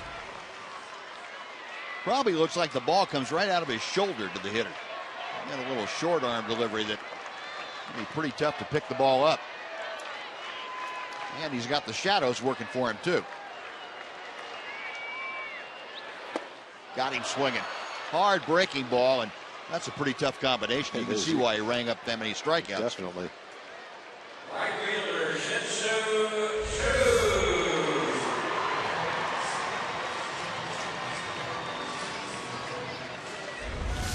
Well, that is out number 1. It's also the 13th strikeout the Rangers have recorded. So it's been an odd game, and 9 walks and 13 strikeouts today by Ranger hitters. Wow. Sounds like one of Nolan's lines early in his career. You're right. 230 pitches.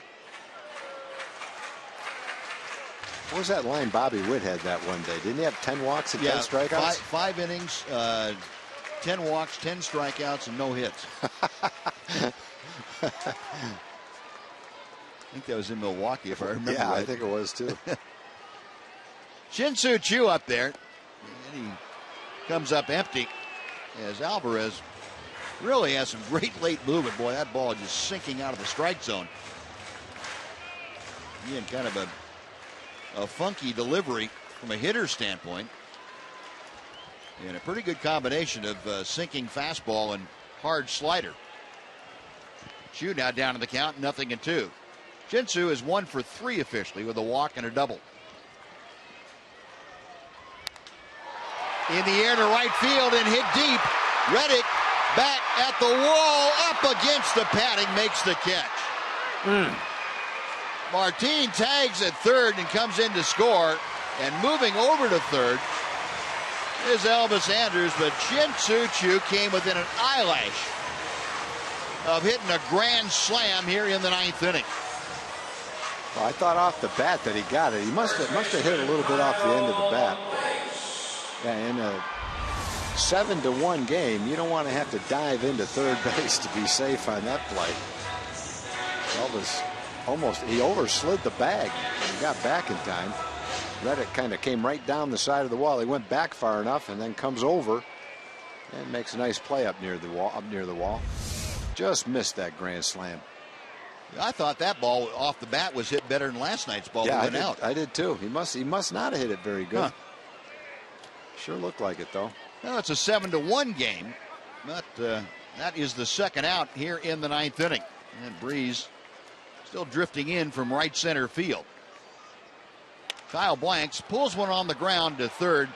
Lowry to second for the force, and that will do it. Well, the Rangers make some noise in the 9th, but come up just a bit short as the A's win the rubber game of this 3-game series by a final of 7-1. And the A's end up winning 2 out of 3. Sonny Gray improves to 4-0. Giovanni Gallardo takes the loss. He drops to 2-4. John Riding and Mark McLemore back to wrap things up right after this on Fox Sports Southwest.